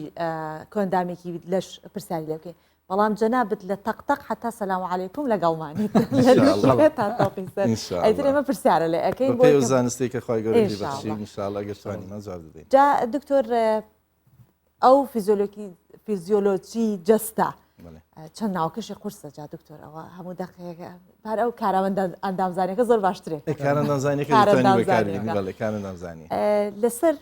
ڕۆژوگرتن لەسەر کام بەشی جەستە بەگشتی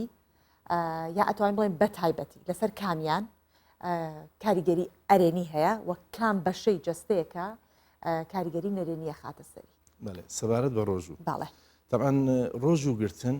چ لە ڕووی زانستی لێکی بدەینەوە چ لە ڕووی ئاینەکەی لێکی بدەینەوە لە هەردوو ڕووی یەک دەگرنەوە کە ئەویش سوودێکی تەواوی تەندروست دەبەخشێ بە تەواوی ئەندام و کۆئەندامەکانی جەستە هیچ زیانێکی تەندروستی نیە لەلایەنی ڕۆژووە بەڵکو بگرە سوودی زۆر زۆری هەیە هەموو ئەندامەکانی شتەیدا بەشدارن لەو سوودا چونکە لە ماوەی 11 مانجی ڕابردوو تەواوی جەستە هیلاکە بەدەست هەرسکردنی خواردن تەوزیعکردنی ئەو خواردنێک کە هەرز دەکرێت بەسەر تەواوی جەستا سوورانەوەی خوێن لە ناو جەستا بۆ هەموو شوێنەکان بۆ هەموو خانەکانی جەستا ئەمانە هەموو هیلاکبوونی خانەکان و ئەندامەکان و کۆ ئەندامەکانی جەستا دەگرێتەوە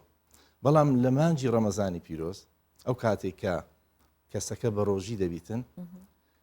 وا دەکاتن ڕێستێک یانیش با بڵێن حەسانەوەیەک بۆ ئەندامانە تا ڕادەیەک حەسانەوەیەک ببەخشێت بەڵام ئەندام لەگەر ئەندام جیاوازە سەبارەت بە حەسانەوە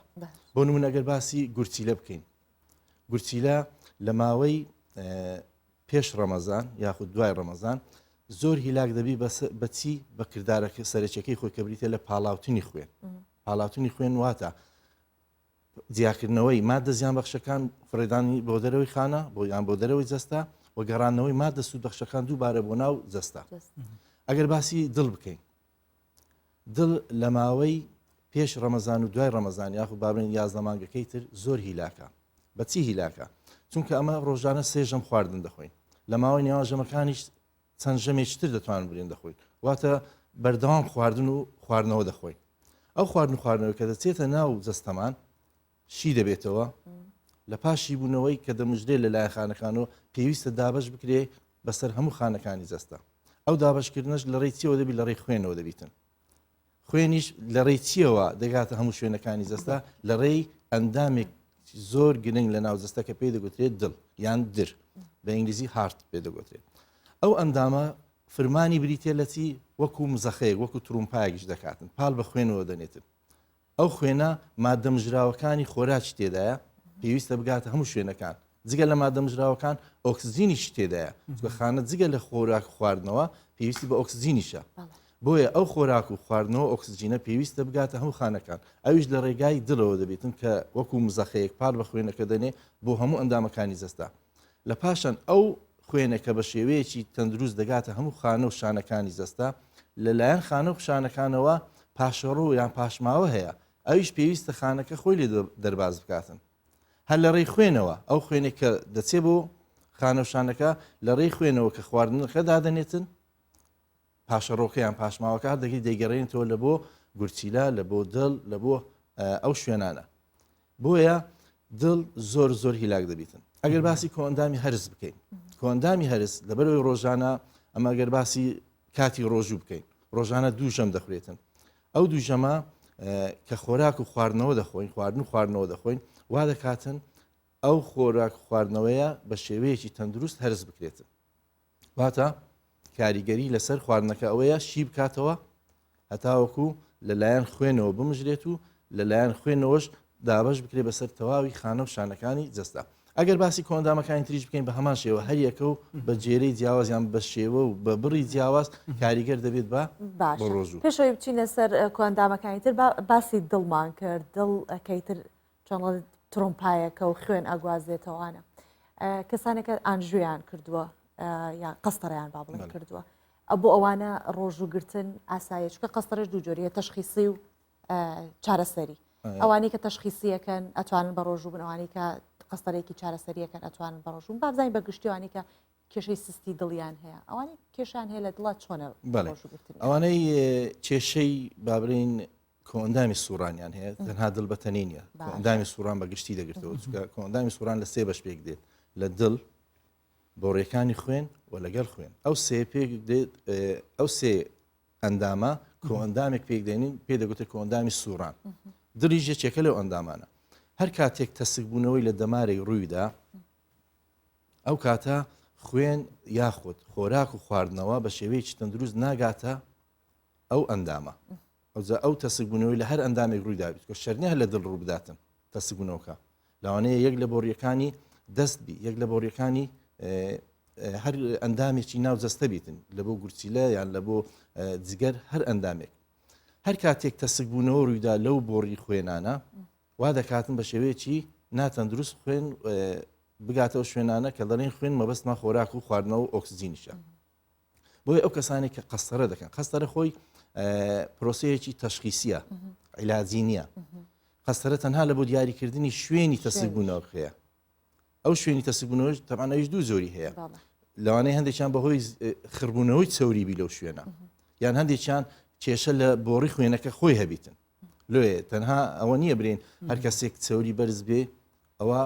زۆرێکە بەڵام کەسی ترمان هەیە چەوریشی بەرز نییە بۆڕێکە تەسک دەبێتەوە ئەویش بەهۆی چیە بەهۆی ڕیشاڵەکان یاخود ئەو ماسوولکەی بەرپرسە لە تەسک بوونەوە و کرانەوەی بۆڕیەکانی خوێن ئەو ئیشکال یاخود کێشەیەکی تێدەکەویتن بۆیە ئەو کەسانی کە قەستەرە دەکەن بڕوا ناخمی کێشیان هەبیتن هەرچەندە پزیشتی پسپۆری خۆی بڕیاری ئەو شتە دەداتن کە ئایا نەخۆشەکە تا چەند بەرکەوتێ یاخود تا چەند کاریگەرە بۆ تەسک بوونەوەی چونکە تەسک بوونەوەکە ئەگەر زۆر بیتن ڕێژەیەکی زۆر بی پێویستە شەبەکەی لەو دابنرێ هەنگاوی دوایتر ئەویان عیلاجیە قەستەرە تەشخیصیە گوتمان بەڵام ئەگەر تەسک بوونەوەکە ڕێژەکەی زۆر بوو نسبەکەی زۆر بوو ئەو کاتە دکتۆر بڕیار دەداتن ئایا شەبەکە لە بۆ دابنرێ یاخود باڵۆن لە بۆ ئەو کەسە بکرێت دکتۆر گشتی بە کتێبە حەسکری ڕۆژی مفایە بۆ هەمی جەستەی بۆ هەمی مرۆڤە باشە ئەگەر ڕووسای بچیت ڕەمەزانەدا بوو نمونە مرۆڤێ ماندیە زەختەکە کێم لێ بکی تۆڕەت بێت نە مرۆڤێکی ئاساییە بەرێ ڕەمەزانی پشتی ڕەمەزانی ئەvە دەلالەتە سەرندێک و دوێت جەستی مرۆڤی هەمی یعنی استراحەتێکی وەرگرت بێت مرۆڤژی استراحەتی بدەت خۆش هەمی ڕەخۆڤە یانژی ئەvە مرۆڤێکی نە ئاساییە ڕۆژیاکە ئاسایی ناگرێت یان با ئەوەشی بۆ زیادکەین کە دوای بەربانگ ئەکاتەوە سەرگێژەی هەیە دڵی تێکەچێ ئەی ئەگەر ئەمە باش بوو بۆچی دوای ئەوە وام لێ دێ ڕاستە بە پرسیارەکەی یەکەم دەست پێ بکەین سەبارەت بەو کەسانێک کە بابلین دەرێ سوود لێ وەرناگری یاخود زۆر تووڕە دەبیتن ئەوانە دەتوان برین شێوازی ژیانیان گونجاو نییە شێوازی ژیان گونجاو نییە واتە ڕۆژانە ئەو کەسانێک کە بە ڕۆژوو دەبن پێویستە کاتەکانیان دابش بکەن کاتی خەویان دیاریکراوی کاتی ئیسراحەتی تریان دیاریکراوی کاتی چالاکیەکانیان دیاریکراوی هەر کاتێک خەو ناڕێک بوو خەویش هەروەکو هەر شتێک کاریگەری لەسەر تەواوی ئەندامەکانی جەستە هەیە ئەو کەسێک کە خەوی ناڕێک بوو میزازیشی تاوا نابی کەسێکی تووڕەوتون دەرێتی جگە لە ڕەمەزان ڕۆژەکانی تریش کەسێک بینە لە بۆ ماوەیەکی دوور و درێژ نەخەوتبی تەماشا دەکەین کەسێکی تووڕەیە زوو هەڵدەچیتن چکە خەوی ناڕێکە یەک لە هۆکارەکانی تێکچوونی میزات ناڕێکی خەوە ئەو کەسا کە ئەگەر خەوی ناڕێک بوو بەرگری جەستەی دادەبەزی بەرگری جەستەی دابەزی واتە زووتر نەخۆش دەکەی بە بەراورد بە کەسانی تر لۆی ئەو کەسانە کە شێوازی ژیانیان گونجاویان دروست نەبوو بێگومان ڕۆژێکەشیان دروست نابیتن هەر ئەگەر خەومان باس کرد ئەگەر باسی شێوازی خواردنیش بکەین ئەو کەسانێک کە 11 مانگ پێشووتر ڕۆژانە سێژەم و لە بینی ژەمەکانیشیان دەخوارد بەردەوام خواردنیان دەخوارد بەڵام لە ناکاو لە پڕ خۆی ئامادە نەکردیە دوو ژەمی دەخواتن ژەمی پارشێ و ژەمی بەربان لە ماوەی نێوان ئەو دوو ژەمە ناتوانانی هیچ بخواتن ئەو کەسە کە هیچ نەخواتن چونکە پێشتر ڕێژەیەکی گونجاو یاخود دەتوان برێم زیادەڕەویشی دەکرد لە خواردنی شەکر ڕێژەیەکی گونجاو یاخود زیادەڕەوی دەکرد لە خواردنەوەی چا لە خواردنەوەی قاوە هەر کاتێک ئەو شتانی لێبڕا بۆ نمونە کەسێک ڕۆژانە بە قاوە یان بە چایە ژانەسەری نەدەما لە ڕۆژانی ڕەمەزان بێگومان لەوانێت تووشی ژانەسەر بیتن چونکە جەستەی خۆی وا لێ ڕاهینایە ڕۆژانە بڕێکی دیاریکراو لەو مادێ وەربگریتن هەر کاتێک ئەو مادێ لە ناکاو نەما واتە جەستە گۆڕانکارێکی تەواوی بەسەداهات شتێکی لێکەم بووە یعنی ئیدمانی بۆ خۆی دروست کردووە بێگومان ئەوە دەچێتە ئەو قالبێک کە ئیدمان بووە مدمین بووە ئەو شخصە لێ شێوازی ژیان کە باز دەکەم خواردنیش دەگرتەوە وەرزش نەکردن ئەمانە هەمووی هۆکارن لە بۆ ئەوەی کە ئەگەر کەسێک ڕۆژوگرتنەکەی ناتەندروست بوو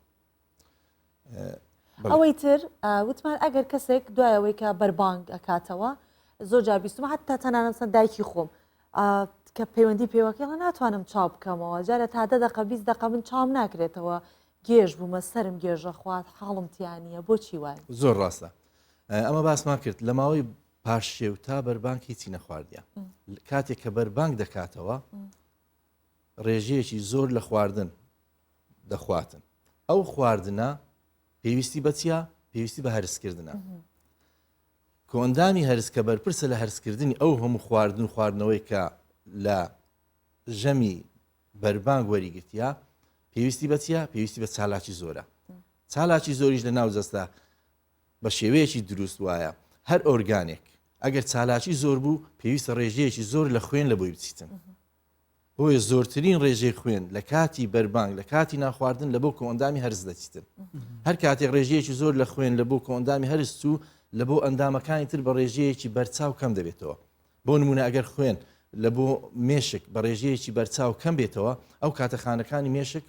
تووشی ئازار دەبن لێ ژانەسەر دروست دەبیتن لێ باسمان کرد لەبەر ئەوەی کۆ ئەندامی هەرس بەرپرسە لە هەرسکردنی خواردن و خواردەمەنیەکان ڕێژەیەکی زۆر لە خوێنی لۆ دەچیتن کە ڕێژەیەکی زۆری لە خوێن لۆ چوو لە بۆ ئەندامەکانی تریش کەم دەبێتەوە شەرنی هەر ژانەسەر لەوانەیە زۆر کەسەیە وای لێ دەکاتن دەرێ هەموو ئێسکم دێشی دەستم دێشی ئەو هەر شوێنێکی دێشتن لەبەرتی بێهێزم گیانمە لە بێهێز دەبێت بەڵێ ڕێژەیەکی بەرچاو ئەوەش زیاتر دەگەڕێتەوە لە بۆ ئەوەی گوتمان خوێن لە بۆ ئەو کۆ ئەندامە دەچیتن وارەوە هۆکارێک تریش هەیە ڕێژەی گلوکۆز یان ڕێژەی شەکری خوێن دابەزیە لێ ئەو کەسە هەست بە ژانەسەر دەکاتن تمام دکتۆر ئەوە باسی کەسانی ئاسایی دەکەین بۆ نمونە ئەوانەی ئاسایینە دەبی بە هەموو نەوەک بە ڕۆژ بن چکە ئیسیفادە قازان زەل و جستیان بە هەموو نەوەک بەڵام نەخۆشەکان پۆڵێن بکەین بڵێ چ نەخۆشک بووی هەیە کە چارەسەر وەدەگری بۆ ئەوی دوای بتە کەسێکی ئاساییە چارەسەرەکەی لەگەڵ چارەسەرەکەی بە ڕۆژژبی چ نەخۆشێک بووی نییە قەدەغەیە بە ڕۆژوبی چ کەسە چیش دەتوانانی لەگە چارەسەری وەرگرتنەکەی ڕۆژێک ناڕۆژێک بە ڕۆژوبی ئەگە پۆلینی بکەیت چ نەخۆشێک مەسەن لە وەرگرتنی چارەسەر بە تایبەت بەڵێ دابشکردنی نەخۆشەکان لە بۆ ڕۆژوگرتن هەروەکو زەنابەت پۆلینت کرد هەیە دەتوانی بە ڕۆژیبی هەیە ناتوانانی هەموو ڕۆژەکان بە ڕۆژیبی هەیە هەر ناتوانانی بە ڕۆژیبی ئەوانەی کە بۆ نمونە دەتوانن بە ڕۆژی بن ئەگەر با بڵێن ڕۆژانە دوو حەبی هەیە بخواتن لە بۆ هەر نەخۆشیێکی بی ئەو دەتوانانی ئەو حەبە دابش بکاتن لە ژەمی بەربانگ و ژەمی پاشێو هیچ کێشەی دروست نابێتن بەڵام کەسانی ترمان هەیە پێویستە ڕۆژانە بۆ نمونە ئەوانەی ڕەبوویان هەیە تەنگە نەفەسی ئەو کەسانە پێویستە ڕۆژانە ئەگەر ڕەبوویەکەی لە با بڵێن ئاستەکەی بەرز بوو یانیش کریتیکەڵ بوو ئەو کەسە پێویستە ڕۆژانە بە خاخ وەربگریتن بەکاری بینیتن لەوانەی نەتوانی بە ڕۆژی بیتن یعنی ئەو بەخەخە ڕۆژێت کەوت پێدەشتەیە بەخاخەکەیان ڕای جیاوازی لەسەر هەرچەندە دەرێن زۆربەی زانان دەرێن ناشچێ بەڵام ئەو کەسە لەوانەی نەتوانی بە ڕۆژی بێ ئەخر حالەتەکەی وهایە جگە لەوەی بەخاخ بەکاردێنی بێهێزیش دەبیتن چونکە کۆئەندامی هەناسەی ڕێژەیەکی تاو لە ئۆکسجین وەرناگریتن کێشەکە لە کۆئەندامی هەناسەی هەیە واتە پێویستە ڕۆژانە بڕێکی دیاریکراوان بڕێکی زۆر لە ئۆکسجین وەربگریتن کەسانی ترمان هەیە پێویستە ڕۆژانە دەرزی بەکاربینن ڕۆژانە چەند ژەم یان با بڵێن 3 تا 4 جار دەرزی بەکاردێن ئەویش ئەگەر وەکو حەبەکە ڕۆژانە 2 دەرزیبی دەتوانی دابەشی بکە لە ژەمی بەیانی و ژەمی بەربان بەڵام ئەوانەی کە ڕۆژانە پێویستیان بە وەرگرتنی مغەڤی هەیە کە لە ڕووی تەندروستیپیان ئینفیوژن ئەوانە کە ئینفیوژن دەکرێن لە ڕێی کانولۆ و مغەزی وەردەگرن تەبعا مغەزی ڕۆژوو دەشتێنی لێ ئەو کەسانێک کە نەخۆشیەکی وایان هەیە کە پێویستیان بە چارەسەری فریاگوزاری خێرا هەیە لەوانەیە ئەو کەسانە بێگومان ناتوان بە ڕۆژی بن هەرچەندە هەمووی دەتوانم لەوە کۆ بکەمەوە نەخۆشەکە ئەگەر نەستە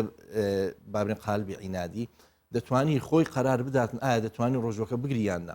بەڵام بەداخەوە لە تاقیکاتەوە ڕۆژوەک دەتوان بەڵام لە ناو ئێمە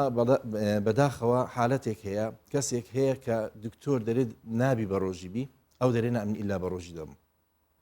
ئەوە بەڕاستی حالەتێکی زۆر نەخوازراوە بەداخەوە دکتۆر پێی دەرێ بە ڕۆژیمە بە دەرێنە ئیلا دەبی بە ڕۆژیم هەرچەندە ئەو بە ڕۆژی بوونە ئەوەیان کە باسی دەکەین زیانی تەندروستی هەیە چونکە دکتۆر ڕێ پێ نەدایە لەلایەنی ئاینیۆژ ڕێ پێدراوە کە بە ڕۆژی نەبیتن بەڵام ئەو وەکو عینادیەک یان وەکو بابلێن دەرێ نەوەک بە گوناح لەسەرم بنووسێتن هەر بە ڕۆژی دەم بەڵام بەداخەوە لە کۆتاییدا بەخراپ لەسەری دەشتێتەوە دکتۆر ئەو خواردنی کە ئەی خۆین و ئەو وزەی کە ئەوەری ئەگرین هەمووی بۆ یەکە خوێنێکی باش بۆ جەستە بڕوات ڤیتامین وەرگرین پرۆتین وەرگرین هەندێک نەخۆش هەیە کێشیان لە خوێنە هەیە وەکو کەم خوێنەکان و ئەوانەی کە تەلاسیمیان ئەوانە لە کام حاڵەتانە لە حاڵەتەکان کە نابێ بە ڕۆژوو بن یان بۆیان هەیە بە چارەسەر وەرگتن کاتێ ئەو کاتێک کە تر 2 هەفتە جارێکە خوێنی ئەگۆڕێ هەرچۆنێکە بە پێی ئەو کەسانە وەکو باسم کرد پزیشکی پسپۆر خۆی بڕیاری دەدا بڕیاری کۆتالای پزیشکی پسپۆرە بەڵام زۆربیان کێشیانە لە بە ڕۆژی بوون زۆربیان کێشیان نییە چونکە ئەوان لە خواردنی بەربانک ڕێژەیەکی زۆر دەتوان برێن لە ڤیتامینات و پرۆتینات و هەموو پێکاتە خۆراکیەکان وەردەگرن هەروە لە ژەمی بەربانگیش وەکو ئەو کەسانە نینە کە لە ماوەی نێوان بەربانگ و پاشێ و پێویستیان بە دەرمانی زۆر هەبیتن ئیلادەبی بیخۆن یاخود پێویستیان بە خواردنی بەردەوام هەبیتن لێ بڕیاری کۆتایی لای پزیشکی پسپۆرە زۆر بەشیان کێشیان نییە دەتوانن بە ڕۆژی بن دکتۆر هەچەند بین و بین ڕەنگە ئەگەر نمونەی حی هەوی باشترە سۆڤان نەخۆشە تاوانە سەرم بێژە خوا تااقەت چکە قەت ئەوها قسە ناکە زۆر گەرم و گۆڕە بەس ئەو ڕۆ نەخۆشە ئەو چێ ڕۆژوە تەسیری لە کرایان نازم دە بخۆت حاڵەتەکە وەکو عادێت حەیە حاڵەتێکی سەر ئێشەی تند ئەم ئێرە بڵین ئێشێت بینی هەردوو چاوم سەرگێژەیەکی زۆر کە قساکەم لە پڕ ستۆدیۆ لەبەر چاوم هێت و ئەڕوات ئەوە ینی کە باڵێ تاحیلشتیشم کردو خوێنێکی باشم هەیەی خوێنم کەم خوێن نیم بەڵام ئەم حاڵەتانە یەک دوو شەوە دووبارە بێتەوە بوو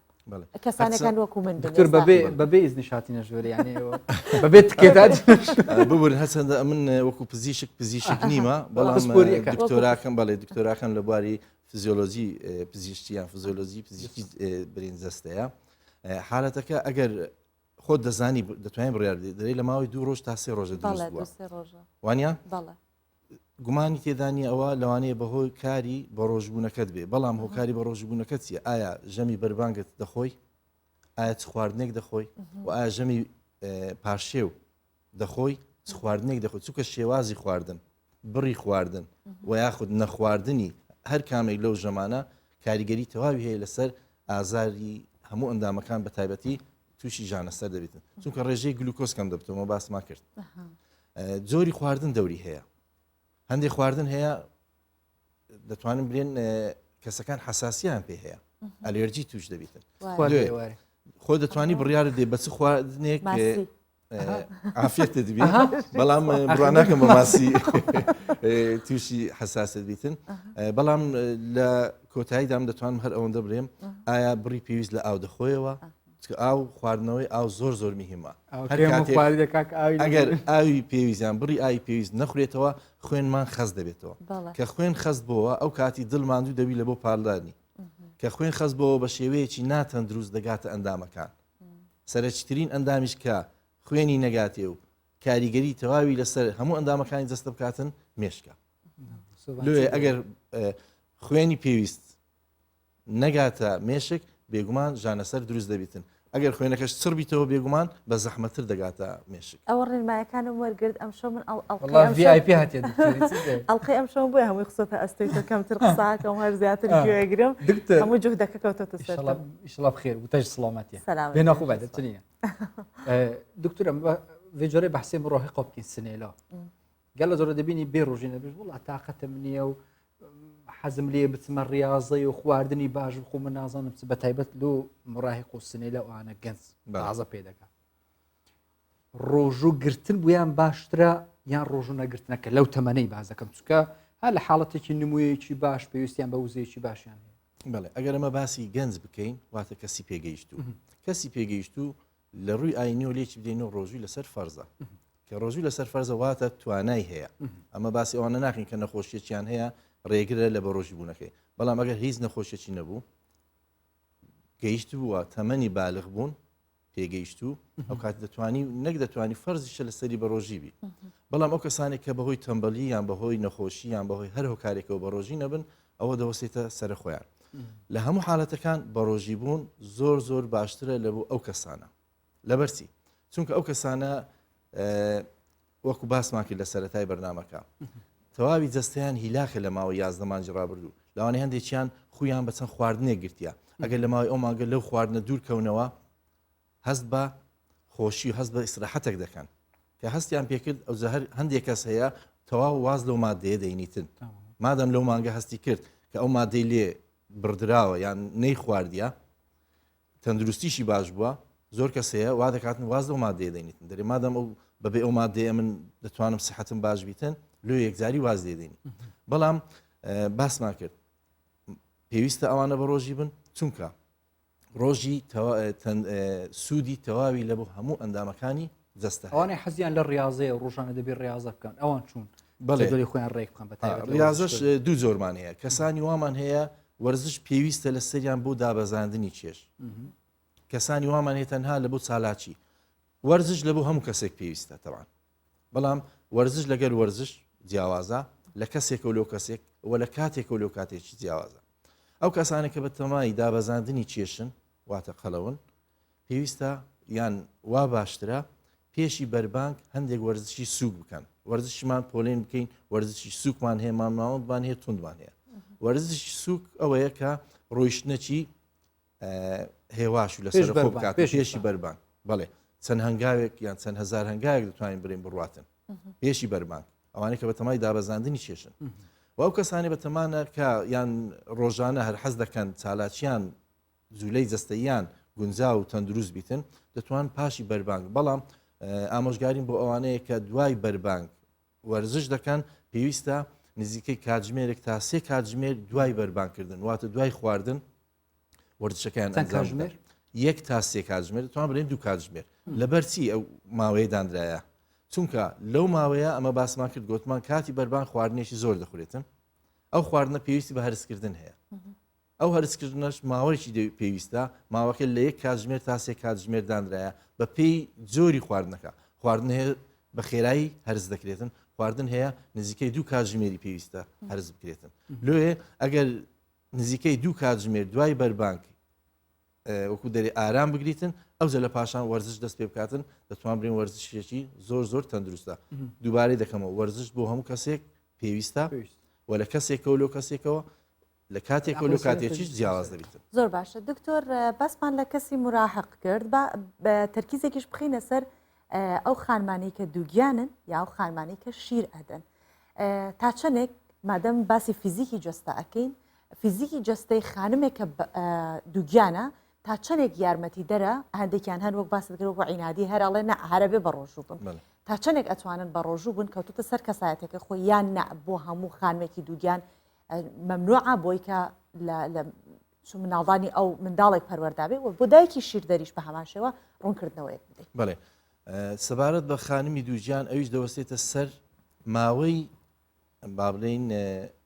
حملەکەی دووجیانیەکەی ئەگە لە سەرەتا بوو ئەگە لە ناوەڕاست ئەگە لە کۆتایی بوو لە چ کاتێ بۆی هەیە کەواتە لە کات بۆی نییە بڵێ دەتوانم بڵێم ئەگە لە سەرەتاکەی بوو ئاساییە دەتوانانی لە چەند مانگی سەرەتا سێمانجی سەرەتایی بابنێن دابەشی بکەین لە بۆ زاراوەی پزیکی پێ دەگوتێت ترایمستەر سێ سێمانگ لە سێمانج یەکەم لەوانەیە کێشەی نەبی بە ڕۆژی بوونەکەی بەڵام زۆر جار حالەتی وا هەیە لە سێمانج یەکەمیش ناتوانانی ئافرەتەکە ئافرەتی دووجان مەبەستمە بە ڕۆژی بێتن لێ پزیکی پسپۆر بڕیار دەدات چونکە ئەوە لە سەر ئەساسێک بڕیار دەدرێتن ئەو کەسە بە ڕۆژی بیان بە ڕۆژی نەبی لەسەر ئەساسی هەندێک فحوسات لێ پزیکی پسپۆر کە چاودێری دەکاتن بە پێی فحوساتەکە بە پێی نیشانەکان دەتوانی بڕیار بداتن ئایا بە ڕۆژی بی یان بە ڕۆژی نەبیتن ئەو ژنکە کووسوبانێ بە حەسکری یا دووگیانە زارۆکی خوددانە و خود ئەمری درێژ کرد و مازن لێ هات چکەج بچ کوڕ بێت شڕۆی زانستیڤە زارۆک چەند تەمەنیە باشە ڕۆژی بێت جارێ ئەم ئیسلامی بدانین نەڕەخێک بڵێ سەبارەت بە مندار بە ڕۆژیبوونی مندار تەندروست نییە یاخود باش نییە هەتا تەمەنی پێگەیشتن بە ڕۆژیبی بەڵام تقریبان 14 تا 15 ساڵی دانرایە و لە کۆمەلگایەک لە کۆمەلگایەک دەگۆڕێت چونکە تەمەنی بالغ بوون لە کۆمەلگا بە پێی کەش و هەواش دەگۆڕێت بڵێ ئێمە چەند ساڵیە تقریبان دەتوان بڵێن 14 تا 15 ساڵیە لە کۆمەلگای ئێمە ئەو منداڵانی کە لە خوار ئەو تەمەنەدانا دەتوانرێت لە بۆ ڕاهێنان وەکو خولێک ڕۆژانە چەند سعاتێک وەکو ئەوەی چاو لە داخواری بە ڕۆژی بن هەتا نیوەڕۆ دەتوان بە ڕۆژی بن هەتا وەکو عسر بە ڕۆژی بن دەتوانرێ ڕاهێنانیان پێ بکرێتن بەڵام لە ڕووی تەندروستیەوە گونجاو نییە منداڵ لە خوار تەمەنی پێگەیشتن لێ پێ دەگوترێ مندار چووکە پێ نەگەیشتووە هەتا تەمەنی 15 ساڵی مندار گونجاو نییە یان تەندروست نییە بە ڕۆژی بیتن بەڵام وەکو خولی ڕاهێنان وەکو ڕاهێنانێک ئاساییە ڕاهێنانی پێ بکرێتن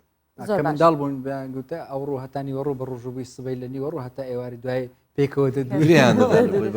دکتۆر من وەڵامی بەشی دومی پرسیارەکەم وەرنەگرچکە پرسیارێکی تر دروست بوو باسی دایکی شیردەر دایکی شیردەرمان کرد چونکە ئەو کە شیرەدا بە منداڵەکەی زۆر جاڵێن ئەگەر نانی باش نەخۆی لە کالیسیۆمی ئێسکەکان تەکە بۆ شیرەکەت ئەڕوات تا چەند ئەمە دروستە و تا چەند ئەبێ دایکی شیردەر شیر بە ڕۆژوو بێت یا بە ڕۆژوو بڵێ ئەمە باسما کرد بڕیاری کۆتایی لای پزیشکی پسپۆرە بەڵام دایکەکەش خۆی دەتوانێت بڕیار بداتن دایکێکی شیردەر بۆ نمونە ناچێت بۆ لای پسپۆڕێک بەس بکو خۆی بنیەی جستەی خۆی ئەو شتە ئەزانێت یا لە کەسێک و لەو کەسێک دەگۆڕێتن بە پێی خواردن ئایا دەتوانی ئەو دایکە هۆشیاری تەندروستی تا چەندە بتوانانی خۆراکی تەندروست بخواتن چکە هەر زۆر کەسەیە دەرێم بەربانگ دەکەم یان پاشێو دەکەم بەڵام خۆراکەکەی تەندروست نییە بۆی پێویستە دایکی شیردەر یان ئافرەتی شیردەر خۆراکەکەی تەندروست بی ئەگەر بیاوێ بە ڕۆژی بیتن هەرچەندە لە ڕووی ئاینیەوە لەوانەیە ڕێپێدراوی کە بە ڕۆژی نەبیتن تاسیریشی هەیە بۆ مناڵەکەی ئەو شیرە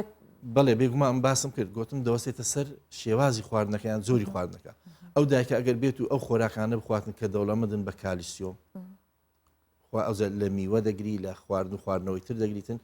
کە ڕێژەیەکی زۆر لە کالیسیۆمی تێدابی وا دەکاتن ئەو کالیسیۆمە لە بۆ پێگەیشتن یان گەشەی منداڵەکە سوودی لێ ببینیت. بەڵام لە هەموو ڕوویەکەوە دووبارەی دەکەمەوە دایکەکە خۆی دەزانی بڕیار بداتن ئایا بە ڕۆژی بیان بە ڕۆژی نەبی و هەروها پزیشکە پسپۆرەکەش دەتوانین بڕیار بداتن و هەروها لایانی سێم کە لایانی ئاینیە ڕێی پێدایە کە دایکەکە یان بابرین دایکی شیردەر بە ڕۆژی نەبیتن بەڵام ئەگەر وەکو عوزری هەبیتن. دکتۆر vێجارێ بەحسێ حاڵەتێکی هەموو تقریبا گشتی ئەم تۆسانە تایبەتیژی زەڵام کوڕ کێمە کۆمەی بوو بانگی مەغرب کێمە کۆمەی بوو بەربانگی فتارێ دەبینی زلەتر تۆڕانە ئەم چۆ کنترۆل بکەین vê تۆڕاییە ئەڤە ڕۆژیە وەلمەد کرد ئەم تۆڕینە یانژی کوتبیژ هەموو بیا عادەتێک بوون منە سەر جادێ یەک دی هۆڕ نەکەی لە دەتڕاز دێ هەڵداچین تۆڕە دەبین کاکەتە بڕۆ ئەوە ڕێە سەبەبەکە چییە چۆن بتوانین ئەو تۆڕەبوونە کنترۆلکەین بە تایبەت لە ئاخیری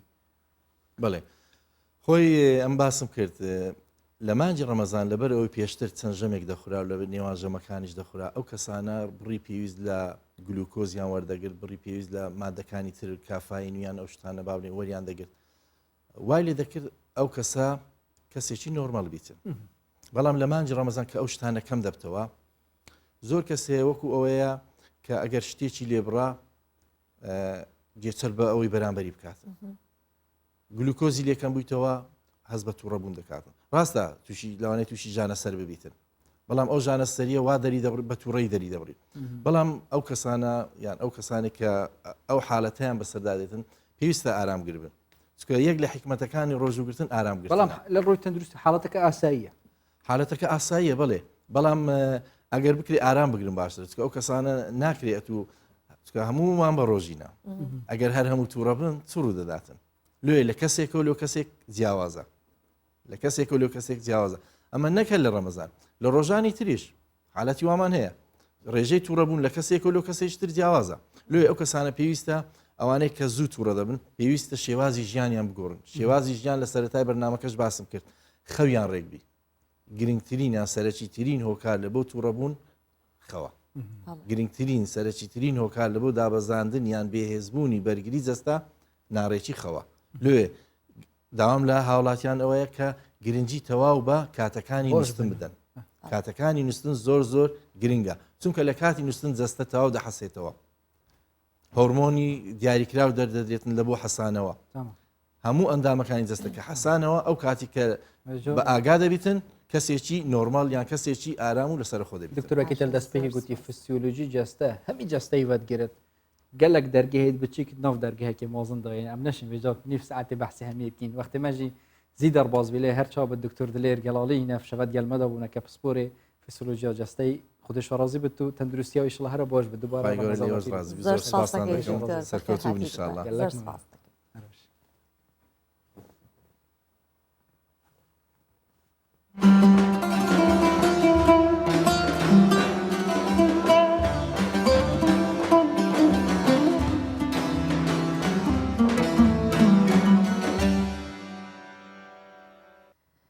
بەڵێ باسی تەندروستی و خواردنی تەندروستمان کرد کە لە ڕەمەزانانە دەبێت بخورێت و هاوڵاتیانی دیاربەکریش بەناوبانگن بۆ خواردنی خۆش و تەندروست بۆ مانگی ڕەمەزانیش بە تایبەتی گرنگی بۆ خواردانادەن کە تەندروستیەکی باشیان پێدات و دوای خواردنیان بۆ ماوەیەک زۆر برسی نابن بۆیە بەردەوام خوانی پاشیڤیان بۆ خواردنانە دەڕازێنەوە با ببینین لە دیاربەکر بەرشی ئەخۆ دیاربەکر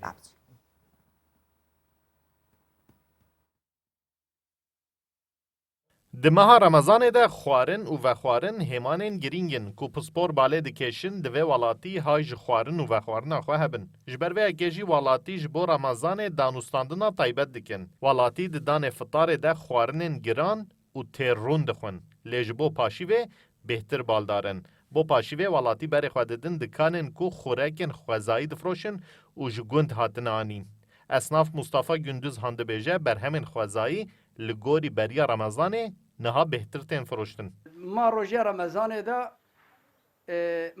mast dixwazin, mastê gund tabî heqîqî.